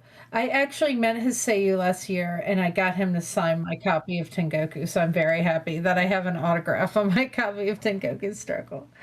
But yeah, I like him a lot. I mean, I don't think what's not to like. I think I haven't heard anyone's ever say that they don't like him. Usually people are like, why can't I date him? Which is fair. That would be me. I'm highly upset that I can't date this man. He's perfect, okay? He's everything I want in a man, and I can't date him. Why? Well, speaking of which, I guess it's time for us to go ahead and rank him. Oh my gosh, you're going up here with Yona under brain rot. I love him. Okay, the reason why I'm putting him under brain rot, y'all, so this game being made by the same people who made Olympia Soiree, he kind of reminds me of my other favorite undateable side dish is Tsukiyomi in Olympia Soiree. A little bit with the whole mischievousness and the being talented at everything and having this whole side job. But anyways, I love that he takes on this mentor and manager role. I guess I like a man in charge. He knows how to handle himself. He knows how to handle money. He's a good person too. He's a good, kind soul. He's reasonable. Even though he might chastise you, he might punish you, but if you get punished by him, it's because you deserved it 110%. He doesn't do anything that's unfair. He's very fair. I love his sense of humor too. He makes me laugh a lot. Also, he knows how to do everything. He could cook. You know, he can keep things tidy. He can delegate. I think he would take you out on a really good date if you were in a romantic situation with him. I think he would take you on the best dates. He would plan ahead. You know, he would totally plan that date ahead. A vacation, he would plan it ahead of time and make sure everything would go smoothly so that you would have the perfect date. You'd have the perfect vacation, okay? You'd go on the perfect honeymoon, and he'd take care of all the little details for you. Who doesn't want that? And he's hot. He's super hot, y'all. We don't really get to see him shirtless like the other dudes, which is a dang shame. I bet he's got legendary abs under there. I bet he does. He can fight too. He can fight. He's not to be trifled with. He's tough. He's manly. He's mature. And I like his mischievousness as well. You know, he's not too goody-goody. He could get in trouble, you know? We could go out and get in trouble together, but then he's going to make sure, you know, he'd probably be a good lawyer. You know, if you got in trouble, he could get us out of it. Yep, brain rot. I love him. Okay, your turn. I put boyfriend because I'm not quite sure our personalities would fully mesh because of how, like, he's got that mysteriousness to him. So I don't know if it's like in a good, bad way, but either way, I don't care. I would be like, yeah, that's boyfriend material at least because he is great. I mean, he would be fun. He would have all sorts of fun things and he would be ridiculous. And he's beautiful too. I mean, look at his character design. It is a crime that we did not get him as a main guy. So yes, he is definitely boyfriend. He's up there. He's up there. He's a great character. I really hope that if there is a fan disc or a sequel, that they give him a root. He is top of the list of why can't I date this man? Seriously. Yeah. Yeah. All right, let's talk about the next character. Here we go, King Enma. This is King Enma. He is the ruler of hell. That's right. This is the top dog of hell. He is also a father figure for Rin. He is the adopted father of the main character. He really wanted to see what it would be like to have a daughter, a human daughter. And so that's why he took Rin in, even though she was just a transient spirit that had no memories of her past life. He took her in. He's very also mischievous, just like Sensei No is. He has a lot of mischief to him. Like, one of the things that he does that's really funny is when he summons all of the love interests to come and accompany the main character on the mission to go find these escapees. He treats them like pets. He gives them all pet names like Taro and Aka and Pochi, which in Japan are like dog and cat names. Oh my gosh. He's so funny like that. And he loves animals. He's got a cat on his lap right there who loves him. And he loves animals in general. And he's very flamboyant. He's got a loud personality. He's very eccentric. He likes to collect things from around the world. And he's wearing a lot of that on his sprite. Like, he's got that I love whatever it says down there shirt. He's got this top hat. He's got these steampunk glasses. He is very susceptible to fashion trends. Rin says in the common chapter, she's like, oh yeah, he'll see something on TV from the human world and be like, oh, I gotta have that. And he'll go and buy it, and he'll show it off. He's very fashionable. He loves his jewelry, whatever he can get his hands on. He's very eccentric. He's also very flamboyant in his personality. He's just a colorful, loud, fun, hilarious guy. His skeleton thing makes you weak. He's got a skeleton hand thing and it moves when he talks and it makes a rattling bone sound. But like, it's just constantly moving while he's talking. It's kind of distracting. Yeah. Yeah. And it'll make like hand signals and stuff like, That's true. oh, Yeah. it'll be like peace signs and stuff. And maybe it's just his mood. Maybe that's his mood that he's Oh, I didn't think about that. You're probably right. Yeah, I wish I had shown more of it in the but it's a skeleton hand. It's a skeleton hand on a wrist, on an arm. And then he just has it, he holds on to it like a scepter. It's so funny. And I think he's a good father figure as well. He's not toxic at all. You know, he, even though he's the king of hell, and he's supposed to be, you know, this big intimidating, you know, you would think like, oh, king of hell, he's going to be like an evil demon. He is not evil or demon like at all. He's just he's a big, lovable, flamboyant himbo is what he is. He's voiced by Takahito Koyasu, and I don't know if this is true, but remember in Cupid Parasite, the TV show host from the reality TV show, his name is like Bomber Chorizo or something like that. Is that him? Do you know? I know he's in Jack John. He's like the president, or he's like the principal of the school. Oh, I that's don't know him. about. Mhm. Oh my God, I love that guy. Well, anyways, those are some details about him. What can you tell us about him, Hannah? He is definitely daddy. He is great. I just love how over the top he is. He's a really interesting character. He is just, I wish we had more of him, to be honest with you. And I like how just his whole thing is ridiculous. And you notice too, like he has his own merch on, or, you know, in the human realm, he has his own merch, which is funny. He's like he has his own fandom, which is crazy to think about, like a king of hell having their own fandom. Um, uh, but it's a strike. I was like, oh, what happened? Um, but like people look up to him like he's super cool and stuff. And she even has a picture of him, which is funny in her room. If you see that a random picture of him. Oh But yeah, she does. He sent yeah, it to her. He sent it to yeah. Rin so she wouldn't be lonely. She would think about him. I like, I like to see him with that. I think of the hat and glasses are funny, but I like to see him without the hat and glasses. I need a CG of that. What do you think his hair looks like? It looks like he's probably got a handsome full head of hair under there. Yeah, it looks red. Looks like a redhead. You notice he has his own cat friend too. It's like prissy cat, which makes it even funnier. I love that prissy cat. And that cat is super prissy. Like that cat is so bougie. You know, he just like treats that cat like it's a queen.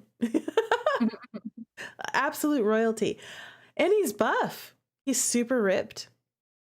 Mm-hmm. Shall we rank him?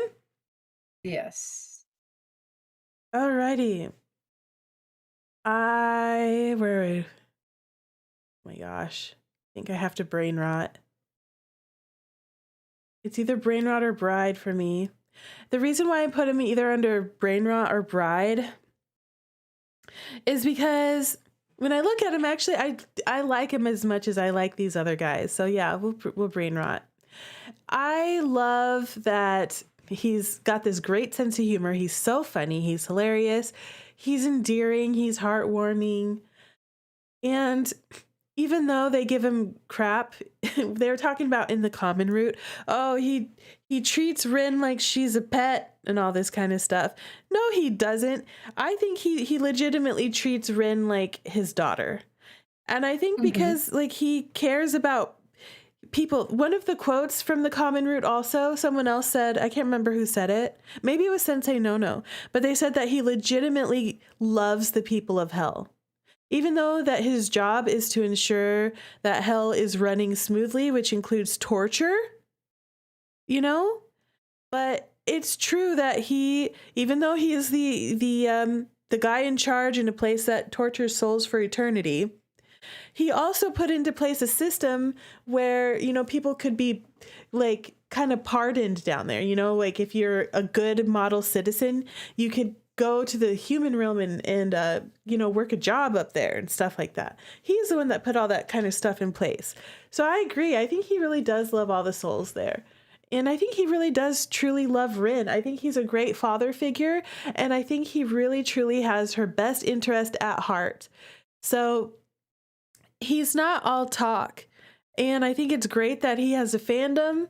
He's rich, Like, I would totally bride him if that was the case.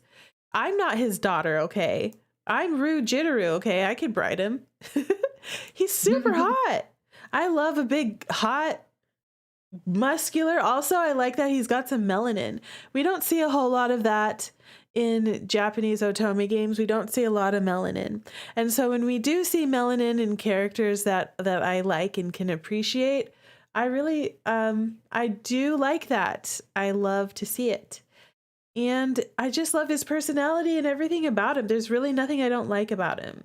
Even his, like, when he's being silly, I still love him. I love a big, rich, dominant, manly, funny himbo. Okay, your thoughts. Why did you rank him under Bone? Because it's just that simple. He would be fun for that occasion. I mean, it could be, I think about it, it could be more, but I just like for that purpose. I don't know. It's a little too much for me, I guess, as far as taking it any higher, but I guess it goes back to some of the guys I put into the boyfriend thing. It could potentially go above that. But, like, yes, let's have some fun with Oh my God. Can you imagine him at a party? Kokoro says it seems King Enma cares about protocol, but also in community service and bettering oneself. That is very true. Yeah. Yes, you are correct. It's like a real bit rehabilitation thing. Oh, yeah. When you think about it. Yeah. It's not just about punishment in hell. But it's also about, okay, you're here, you have a sentence, you have to run through your sentence. But then there's another side of him where he's like, okay, you earned the ability to work on the human realm. That's pretty cool. Yep, I love him. We like him. He's a good one. Okay, let's talk about the next guy. Oh, actually, it's not a guy, it's a gal. This is Azamin. And Azamin is a model prisoner. So remember how we were talking about how some of the people, the souls in hell, if they are on good behavior, then they could earn a spot to work in the human realm. Well, that would be the model prisoners, just like Azamin. Good behavior, they died, went to hell, and now they're on the human realm and they're working a regular job and kind of living the life. They can't stay in the human realm all day and all night. Like at nighttime, they all have to go back to hell, but they're up there all day during the day. They're in the human realm, which is cool. She's also an influencer. She's very young, but she's the cute little sister of Kikunosuke, which is why they have the same color hair, same color eyes. And she is definitely, as an influencer, she's well known, she's famous, and I don't remember, like, is it like a social media influencer? I can't remember if she had like a TV show. She's kind of more of an influencer, I would say. Yeah. That's how I remember it, yeah. Yeah, like Instagram or something like that, kind of influencer. And her personality, she's very bubbly and sparkly and girly. She's more loud, she's the kind of character that might be like, hi, hey sis, you look great today. Oh, look at my nails, like that. But she can also be very stubborn. So we learn earlier on in the common chapter that she's the sibling of Kikunosuke, but she does not have a great relationship with Kikunosuke, even though he wants to have a good relationship with her. But she's stubborn about it, and she's not being easy. She doesn't seem to want to have anything to do with him, which is too bad. But other than that, she gets along really well with other women. She also does not trust men. Men are the thing she's just like, that's a thing, like not trusting people of the opposite gender in this game. That's a theme. She fits that theme. She does not trust men so much, but she does get along with them fine, and she will use them. Like, she'll use them to her advantage. So if there's like a guy that'll be like, oh, you're cute, whatever, I'll buy you stuff for free, she'll be like, okay. And she'll take it and she'll use him, but she's not trying to get with him or nothing. But she knows how to get what she wants to advance her agenda in life. Her voice actress is Azumi Waki. And I'm not sure what else. I think I've heard that voice actress in anime.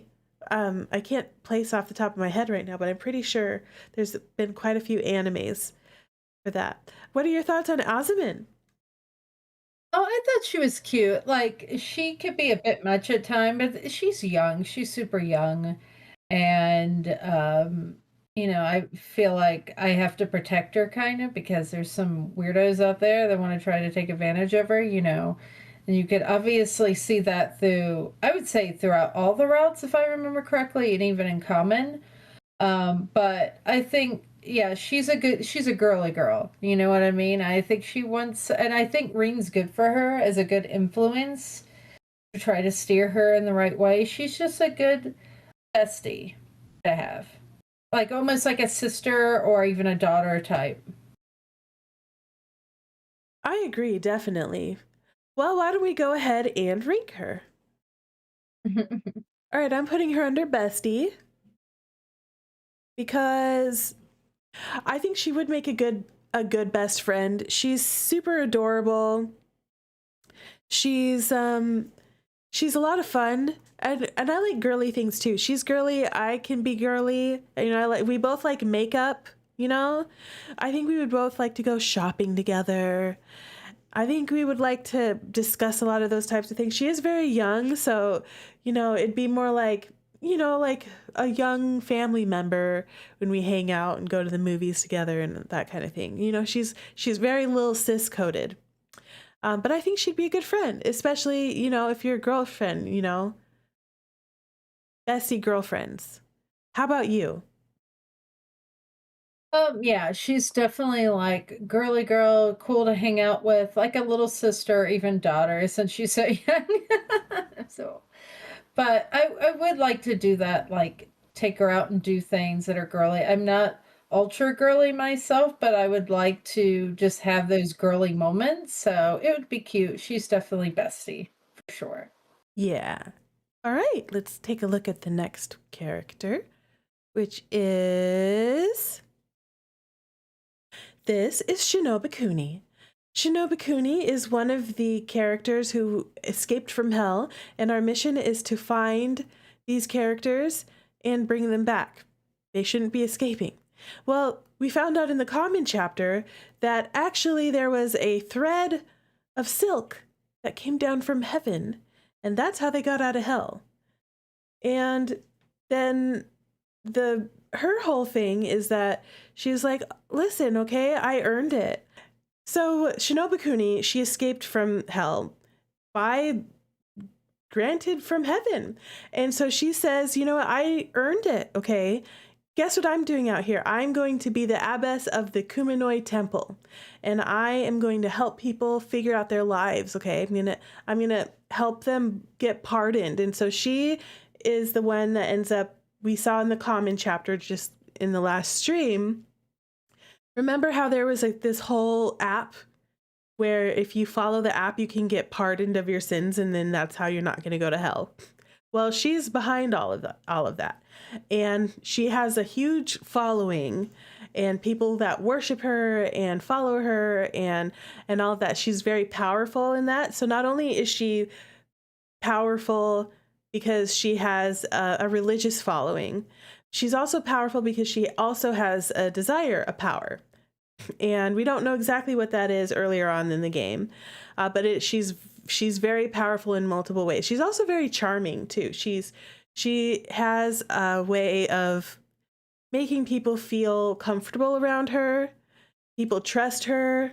She's very mysterious. We don't know a whole lot about her and her past in the beginning, and she's very refined. Even though she has spider webs all over her outfit and bugs and stuff. I don't know about the spider webs. That makes me worry about you, lady. Like, what's up with the spiders? She's voiced by Endo Aya. And yeah, that's Shinobikuni. What are your thoughts on her, Hannah?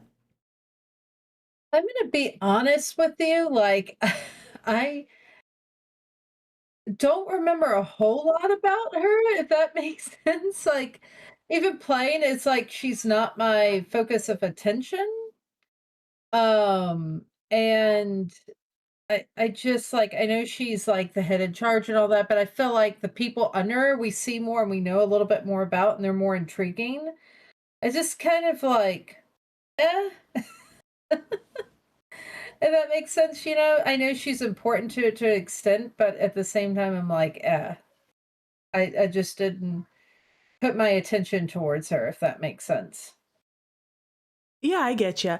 She doesn't have as much screen time in some of the routes. She probably has the Yeah. most screen time in Sharaku's route.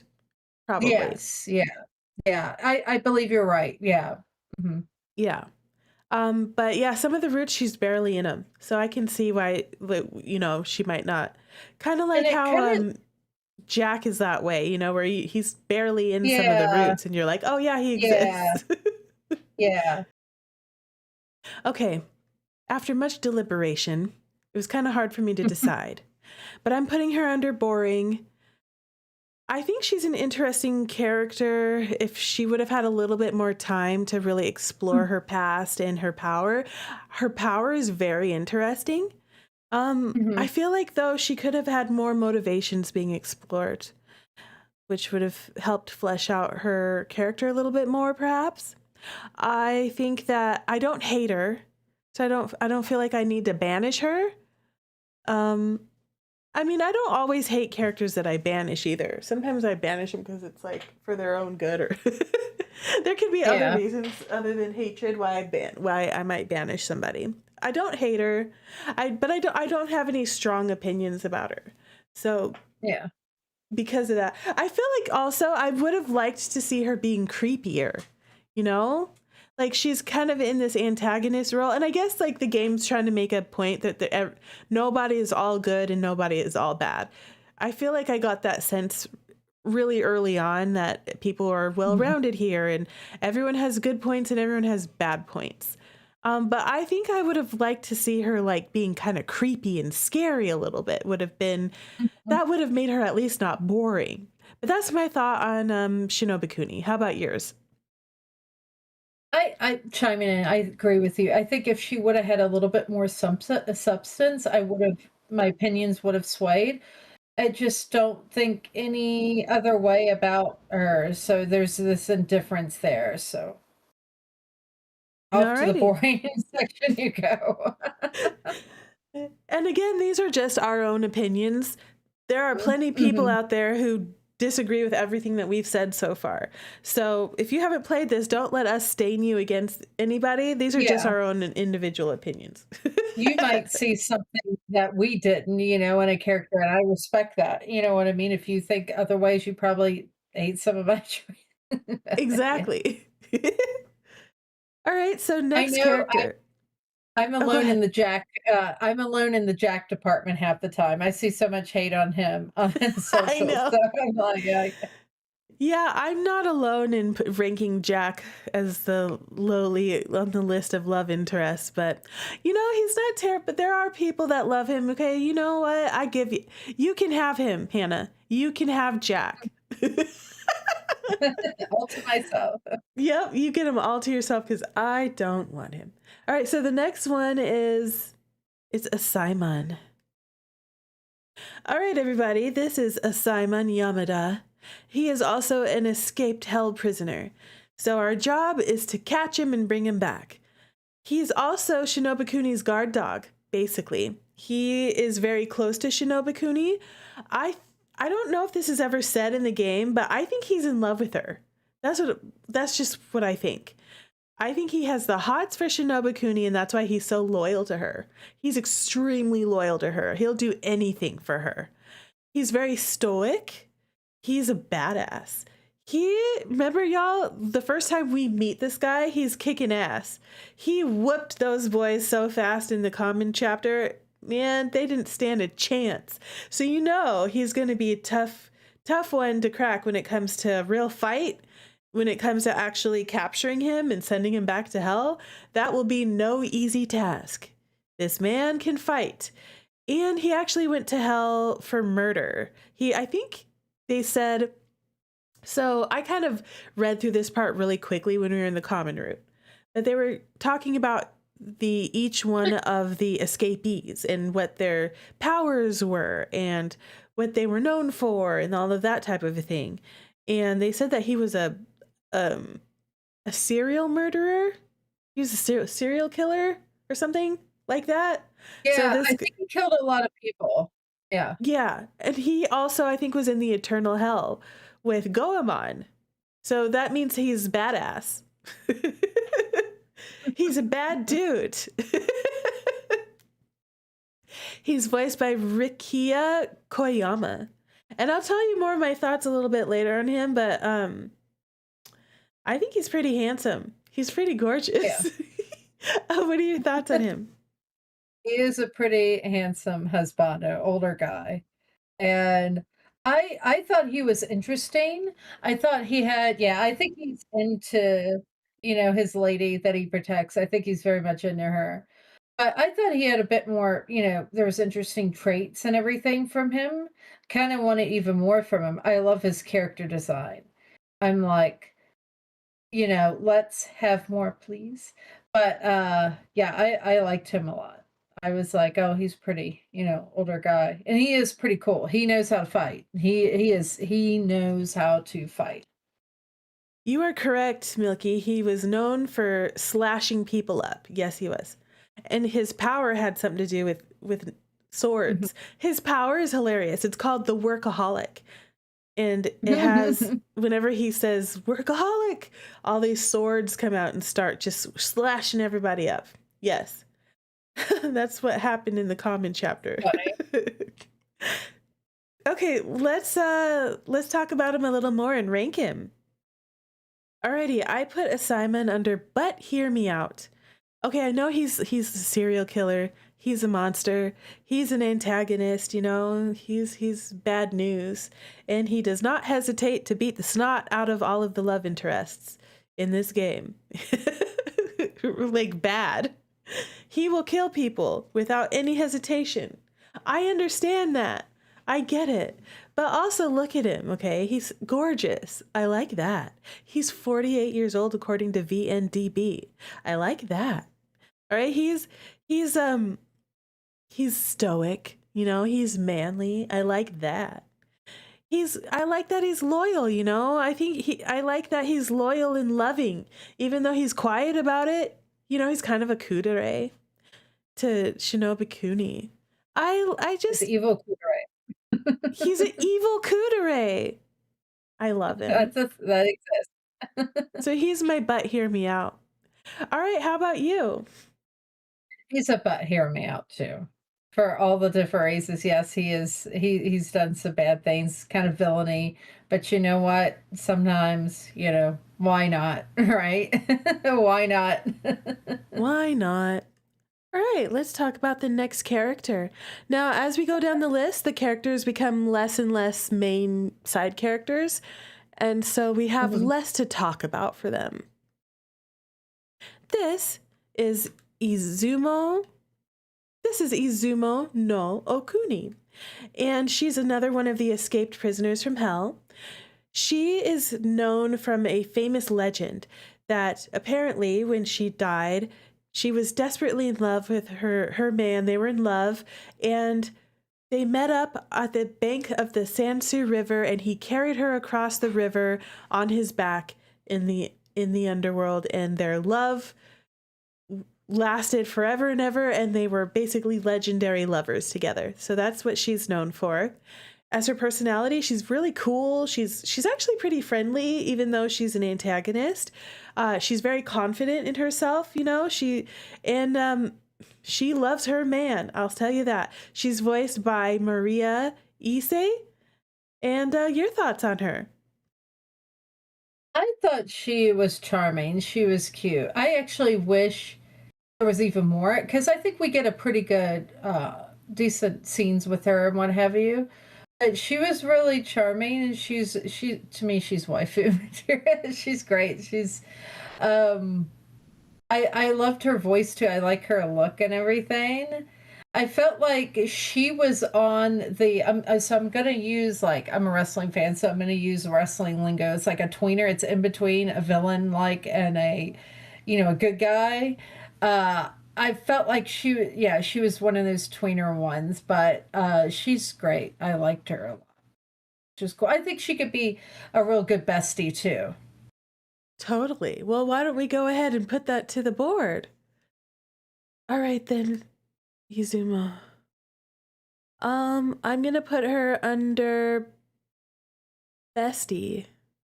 The reason why I'm putting her under bestie is I like that she's a woman in love. I like her personality. I think she's a lot of fun. I think she'd be a fun girlfriend to hang out with. And I like the way that she talks to her and Rin have moments where they're acting like they're besties, even though they're supposed to be enemies. But in other situations, if they had met under a different scenario, they probably would just be friends. Yeah. How about you? I put her under, well, she's girlfriend material, in my opinion. Oh, yeah, Because I think she's very charming, and I do. She's like she's a bit more than a friend, in my opinion, but I do. She is a lover, and I think it was different circumstances. I think that Rin and her would be definitely besties. For sure. But for me, she's above that. You know what? Now that you mention it, you've convinced me. I'm bumping her up as well. She's girlfriend. She can be my boyfriend. You are correct. She'll take care of you. She'll take care of you too. You know that?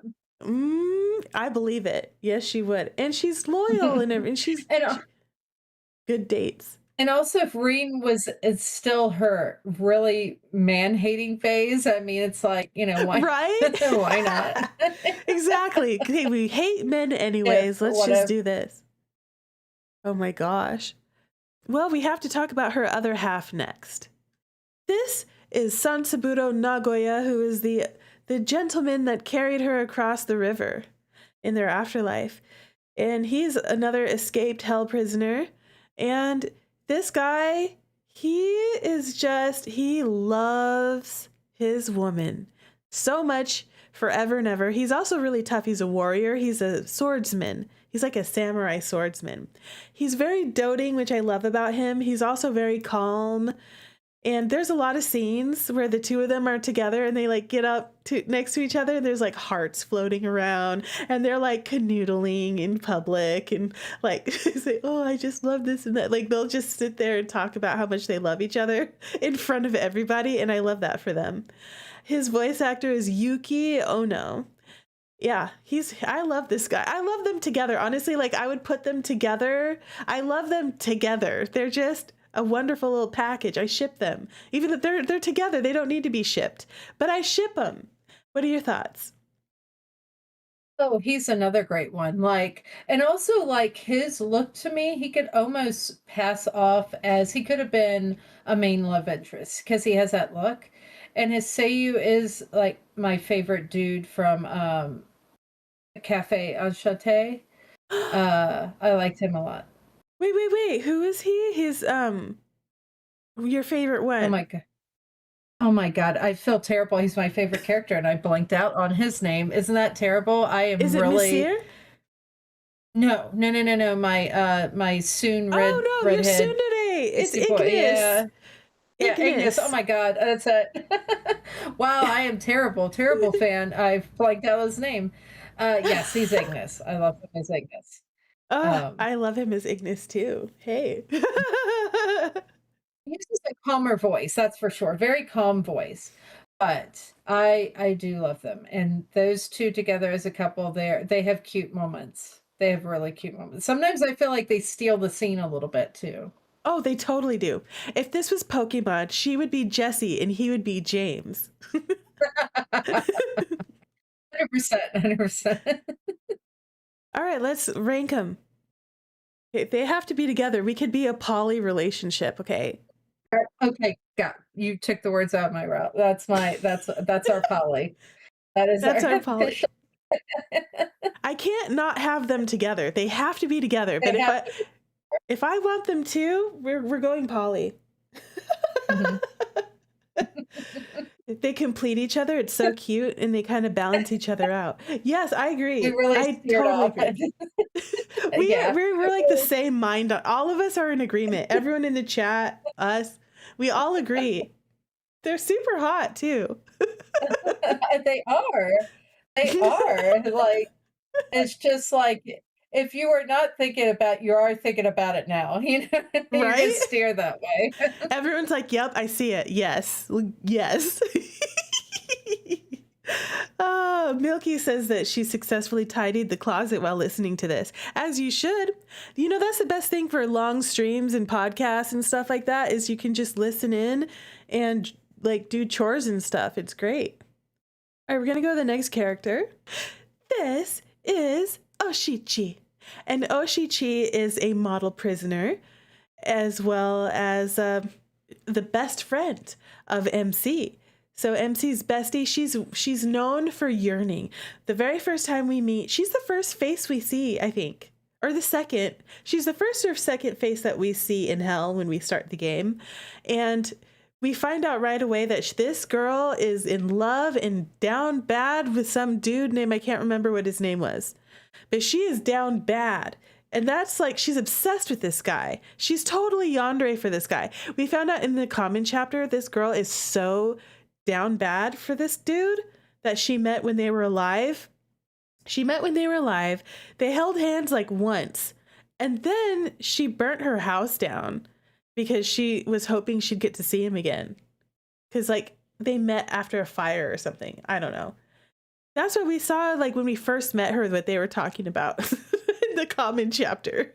It's like, wow, she's down bad, like bad, bad.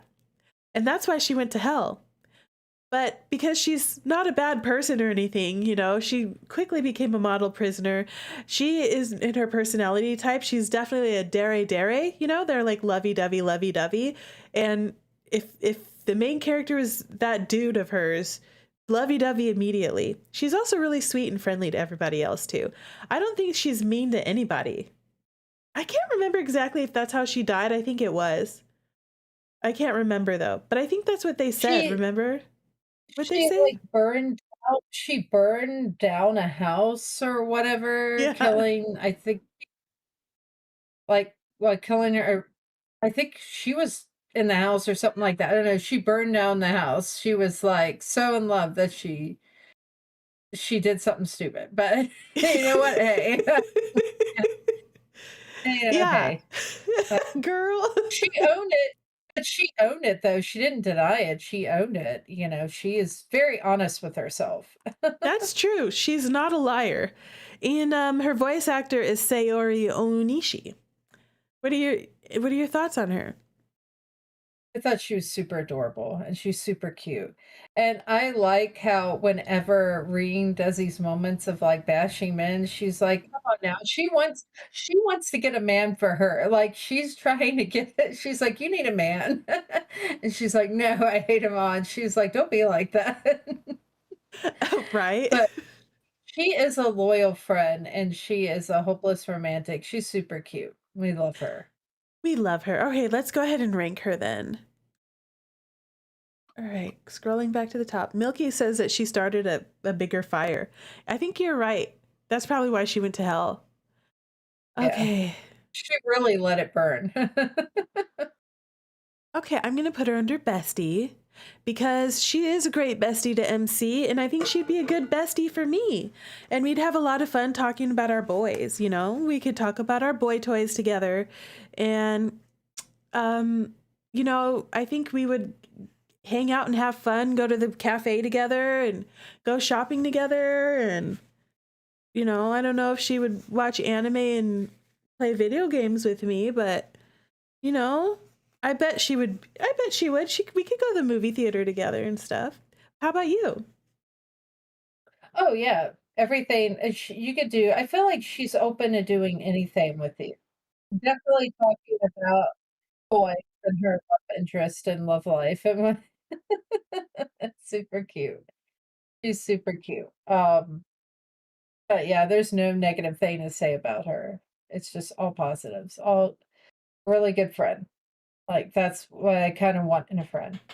One of the things, yeah. Kokoro is singing Let It Burn by Usher right now. Okay, the next person. Kamuro. This is Kamuro, and he is a priest from heaven. In fact, I think he's the top priest in heaven. And he is already friends with Rin, the MC. And as we talked about before, we find out when we very first meet this man that essentially the entire premise of this game, the escaped prisoners from hell, it's all his fault. Yep. He's the one that dropped the spider thread, the magic thread from heaven, down into hell, and they all grabbed onto it and escaped. I don't know exactly how that went down, but they grab onto the magic thread. At least it started with Shinobikuni. It's his fault. This man is also a pacifist. Being in heaven, you know, they're all pacifists up there. They don't fight. That's the thing. He's also quick to cry. The very first time we see this guy, guess what he does? He cries already. And he's kind of cowardly. So they're like, hey, are you going to do anything to fix this? He's like crying, no, I can't. And that's why Hell has to come and take over. Hell has to fix this mess, even though he's the one that started it. Does he get punished? I don't think so. I don't remember. Honestly, I really don't remember what happens if he gets punished for it or not. But the spider's thread is from Buddhism. Yeah, there's a lot of different religious references from different world religions that are incorporated into this game, including Buddhism and Christianity and some others. He is voiced by Gakuto Kajiwara, which I think also, isn't he in Sympathy Kiss? Yes, and Jack John. And I Jack can't John? remember his character. He's in Jack John as one of the main guys, but I can't remember his name. I'm so bad with names these days, and there's so many names that it's like, so at my job, I interact with so many people. I'm an event coordinator, so after a while, I'm like, I can't memorize hundreds and hundreds of names. So like, he is one of the main guys in Jack John. Real. All right, and so that's him. I think he's adorable and everything. He's cute. He's sweet. But, you know, I like his little animal. He's got a pet on his shoulder that is his biggest cheerleader. That thing on his shoulder, it's constantly like cheering for him. It's always gassing him up. All right, Hannah, any other thoughts on him? He's Oh god, I have hot takes, but I don't know if they'd be on the spoiler end or not. This one I don't think it is because I could see it in Common. In a weird way, I think he kind of likes her. I already started seeing in Common. I think he likes Rain in a way. I don't know how far to take that, but I got that vibe. I have very mixed feelings on this guy. Sometimes he really annoyed me. He was so passive aggressive about things, especially like early on. Yes. He got passive aggressive, and so I'm like, that irked me. It sucks because I think his character design's really pretty. It's really pretty. It's like they took some of the designs from the guys in Hell and just made it more angelic, heavenly looking. So yeah, he's got a pretty character design, almost like he would have maybe been a love interest, but I don't know.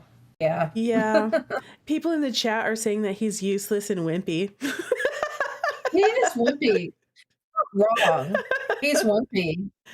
He gets really wimpy, and then like whenever the guys call him out, he's just like, oh. Yeah. Well, I mean, I don't hate him. But I'm banishing him. Because he's useless and wimpy and he's a crybaby and it's all his fault. None of this would have happened if it wasn't for him. And he can't take responsibility, which is kind of annoying. And he acts Yeah, kind of annoying very annoying. sometimes, you know? Like, I mean, I kind of like him, but sometimes I'm like, dude, really? You know what? He needs to be Yeah, banished at least temporarily so that he can atone for the sin of starting this whole mess and not taking ownership of it. yeah, I agree with that one. It could have been if it was things were a little different, I would have chose differently, but I can't with him. If things were slightly different, he would have been but hear me out, but, yeah, Mm, yeah. I agree with you. Well said. This is Shin Fujimori, and he's a human. And he is also a high school kid. He's probably the youngest character in this whole game. His personality type is he's very timid and shy. He's scared. He's the kind of kid that gets beat up all the time. He's really gloomy and he's self-deprecating a lot. He's a nerd. He calls himself a dweeb one time. We had this whole thing like where does the word dweeb come from? But he's a nerd. He always has his precious camera around his neck that you can see right there in his picture. So yeah, he likes to take photography and he's always running around the whole city. And he's kind of like a stray animal where the main character, Rin, meets him. They find him in an alley. They save him from someone trying to steal from him. And then they he's like a timid, shy alley cat is what he's like. His voice actor is Takuma Nagatsuka. What are your thoughts on him? I thought, he was pretty adorable, in his own right, and he got actually a good bit of story in the game. I was kind of impressed, and it was just kind of like, I wanna protect him, you know what I mean? He is just it seems like he's been through a lot, and he needs to come out of his shell, and I like how everyone kind of, like, almost took him in, you know what I mean? It's like a family, so I like him. There's nothing to hate about him. He's Yeah, adorable. the chat's agreeing with you. They're like, he's my son. I love him. Shin looks small. Yes, He's soft and small. yes. He's adorable. Cute little nerdy guy with the glasses, what we can't hate him. We gotta protect him. All cost. He's precious and must be protected. But he's my least favorite character of this entire game because I found him incredibly annoying. And a lot of times, I mean, it wasn't like I just sometimes he would be whining, like, hey boo, what's up? He'd be whining and or like, oh, he's got a problem again. And he just came across as really annoying. And a lot of the problems that he had, he created himself. He caused a lot of his own problems and then needed other people to bail him out. And so I was just kind of like, oh God, every time he showed up, I was like, okay, all right, here we go again with Shin. Shin and Shin's problems. What do you need now? Yeah, so I'm sorry. I have to banish him. How about Oh, you? I do my best because I gotta protect him. Yes, I agree. There was times where he got a little too much, but then I look back when I was younger and like I was like, I probably annoyed people being whiny and depressed too. So I get it. I mean I get it, but I just can't at the same time. You know what I mean? Like, yeah, he got himself into trouble and stuff like that, but I think he's just young and I don't wanna say dumb, but, but I gotta protect him. Gotta protect him. Maybe we could put a, like, must protect or something selection on here. I want to banish him because get out of my face. But I don't want anything bad to happen to him. So there's that. You think it's mean? The chat's not having it. I would say he's naive. Yeah, I would say he's naive. Yeah. Oh, yes, he's definitely Mhm, naive. mhm. All right, let's. And they're coming at you for that banish. I know. Yeah. Okay, this next gentleman is Shiroku Natori, and he is a modeled prisoner, and he's actually old friends with Goemon in the common chapter we just saw last time we played. Goemon was like, "Oh, hey," and he was trying to get away. He was like, "Oh." I don't really want to talk right now. This is awkward. Well, anyways, that's what Goemon was doing. And then MC was just like, oh, you should hang out with your friend. I'll go ditch you over here. She thought she was being polite, and Goemon was like, no, I wanted you to save me. I don't want to talk to him. I'm like, girl, you did not get it. He was like, yeah, I'm busy. Oh, he's like, Goemon is all coming up with excuses. Oh, yeah, I'm busy with Rin. And she's like, oh, you don't have to be busy with me. Go hang out with your friend, girl. Anyway, this guy and his personality, he's pretty chill. He comes off across as a pretty mature, like a big bro kind of figure, maybe, to Goemon, and talkative. We don't really know a whole lot of him from the common chapter, so, it's really just vibes, but he does kind of, I will agree with you, Milky, that in the common chapter, he may or may not give off sus vibes. Like, why was Goemon like trying to get out of that conversation? He's voiced by Kengo Takanashi. All right, Hannah. Oh God, I can't really. I want to say so much about him. I do. I will say this. I like it sucks. I like his character design quite a bit, and I like his voice. And I was like, at first, I was like, why can't he be an LO? This is hard to talk about him because it's so spoilery. So I'll leave it at that. You gotta play the game. Yeah. You gotta play the game. All right. Maybe I could create later, if I don't forget, create something in the Discord, like under the spoiler things, and it's like, let's have a good old chat about him. That's a good idea. You should. Yeah. I'm ranking him under boring, and the reason is because I literally forgot about him before I started replaying the game for streams for the common chapter. I was like, oh yeah, him. And then it started clicking. Oh yeah, him. But I like, because I totally forgot about him, and he doesn't have that much screen time in all the routes. So there's some routes he's just really not in. He's in Goemon's route the most, I think. Yes. But anyways, yeah, because I plumb forgot, he goes under boring. How about you?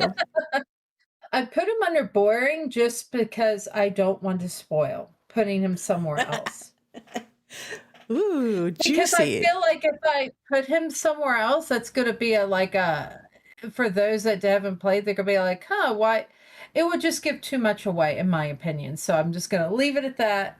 No, leave it at that. Leave it at that. That's fair. All right. We've got two more gentlemen. Let's do it. This is Ichise Tatsumi. He's also a human. And when we first meet him, he's dressed up like a jester, and he's working at the amusement park. And he has scars all over his face and his body, and I think he has a limp. And that's because he had been in a car accident at one point in time. He used to be an actor, and because he got in the car accident and he was really injured, and then he came back, he was all scarred up. He was no longer able to take like leading man action star kind of roles. So he's no longer an actor. And his personality, he's very much of an idealist. In the common chapter, we see he's involved with that whole situation with that app. So in the common chapter, we saw he was not dressed up like a clown, but he was on TV, and Shinobikuni magically healed all his scars. And he was like, oh my gosh, I can take my life back and be an actor again. This app is amazing, y'all. We should all follow Shinobikuni. And so he became basically like a very strong face for that app, and a face for being a follower of Shinobikuni. His voice actor is Sho Karino. What are your thoughts? He's kind of another character. It's kind of spoilery and what have you. I have to say, I thought he was interesting in some way. There was some, times where it was like, okay, showing his character and what have you, kind of wish there was a little bit more to him. But, I'll leave it at that. Yep. We'll leave it at that. All right, let's go ahead and rank him. Okay, I'm going to banish him. For me, it was either between boring or banish, because he's as a character, he didn't really stand out to me very much.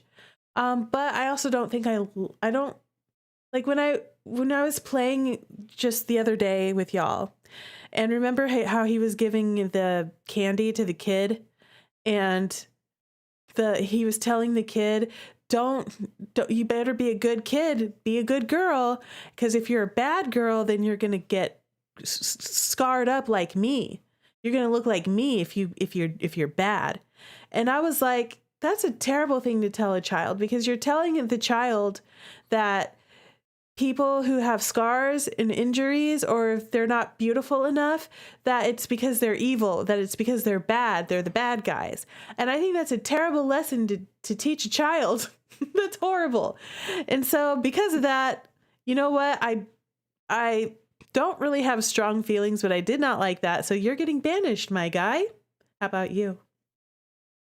Well, I didn't think of it that way. I forgot about that line. Yeah, it's pretty awful. But I guess I'm still putting him in boring because of I don't know. Like, I would have to replay some of the routes that he was in more to like go, is he super banished, But it's bad. It's bad, but not as bad as like some other things. Well, I suppose we should go ahead and talk about our last lucky contestant on the board. Define lucky. I know. This is Satoru Ikari, and he's also human, and he is actually the talent agency manager scout type of a character. He actually works with both Azamin and Jack. He's like their manager or something like that. And he's also involved with that whole app situation. He's a businessman, that's what he is. As a businessman, he'll recruit anybody. I think the very first thing that we see from him when we first meet him, he's trying to recruit Rin. He's like, oh, you're a cute girl. You could totally be an influencer and stuff. You could be an idol, And then she's like, I'm not trying to do that. Yeah, she's instantly like, this guy, he's creeping me out. But he's a cunning and shrewd business person. He's very savvy. He knows what he's doing. He's not a dummy. He can be manipulative, he's definitely like that whole stereotype of like the sleazy car salesman. That's him. He's got a lot of energy too. He's I think he's in his 30s. He's very energetic. He's like, oh, new recruit, like money. I can see dollar signs on you. That's how he is. He goes and gets it. Okay. He's a hustler too. And his voice actor is Junji Majima. Thoughts? Oh, he's gross. He is very used car salesman, sleazy. I do not like any of that. Yeah. Yeah. I think his design is pretty, and that's the only thing I like about him. Yeah. Yeah, his design's okay, but it's just like his whole being. You see it early on in Common how gross he is, especially with women. That's a big freaking no to that one. Yeah. And with young women, like just the way that he was talking to Rin when they first met. Yeah. Yeah, it's a no. It's a no. He seems really judgmental, says Kokoro. Yeah. Yeah, he does come across that way. Mm-hmm. And we're getting all the Banish. Yeah, that's we know where this is going. We know where it's going. Well, he's already really close to Banish on the list. He can just go right there where he belongs. Stay there. You can stay banished, sir. We don't like you. Well, look at that. We did the whole thing. Brain rot, bride, boyfriend, boned, bestie, but hear me out, boring, and banish. At the very top, I have Yona, and I have Sensei Nono, and I have King Enma. And at the very bottom, I have Mukun, which is Kamuro's nickname, Shin, what's his name, and Ichise. what's his name? Hey, we don't care. He's Your top and bottom. Do you not have anyone under bride? No, but I guess you could put the brain rot people with bride too. For me, it's Mm. the same. For me, it's both. How about brain rot and bride is combined for me? Okay, that's fair. I could do that too. I could bride all my brain rots. Mm-hmm. Yeah. Well, everyone, we have completed our tier list. Every single sprited character from Tengoku Struggle has been ranked and roasted. This has been a lot of fun. Thank you so much, Hannah, for joining me today for a boyfriend Oh, thank bride you. banish. Thank you. I hope you had a good time. I I really know I enjoyed did. it. I really enjoy. I like these a lot, and especially with this. This has been a long time coming for the both of us, I think, especially with this game. For this, we have a lot to say about our guys. We both love this game, and actually, this game was Hannah's recommendation. So, why did you decide to pick this one for the start of summer? Oh, I guess I thought of the theme of like it's hell, it's really hot, and I also think of South Texas where I live, where it's crazy, stupid hot, and I'm like, sure, it fits the theme. It could almost fit a Halloween theme too, almost, but we're getting, 9 RP sequel in the fall, so. We had a really great time talking about this game and streaming it for the last couple of weeks. Thank you all for being here through the journey. Y'all are stunners. We had a wonderful time. And if you are new here, hi, I'm Jitterrue, and I'm desperately obsessed with romance games, especially Otome games and dating sims. I love to rank and roast husbandos. I love to do playthroughs of romance games. And if all of that sounds fun to you, then consider giving this stream a like, consider giving me a follow and a subscribe. That really helps a small channel out. And I'd love to see you again because guess what, stunners? We are going to do a whole lot more of this. And Hannah, where can the good people find you on the internet? Oh, so you can find me on Twitter, aka X. You can find me on Instagram. You can find me on Blue Sky, all under Ships Navigator. That's one word, Ships Navigator.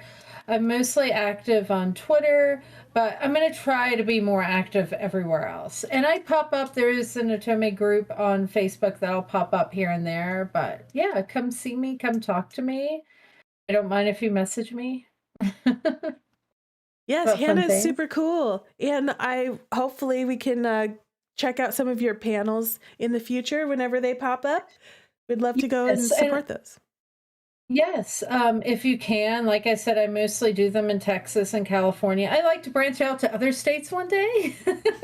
I'm originally from Virginia. I would like to go back on the East Coast and do a panel there, that's for sure. And I'm really looking forward to telling you guys some news soon about another upcoming panel, and hopefully even more this year that I've applied to. So. Perfect. Well, go follow Hannah at Ships Navigator, as mentioned, for more updates on that. All right, everybody. I think it's time to say goodnight. Goodbye if you're on the YouTube side, and if you're on the Twitch side, let's raid out and spread the love. Bye. Bye, guys. Bye.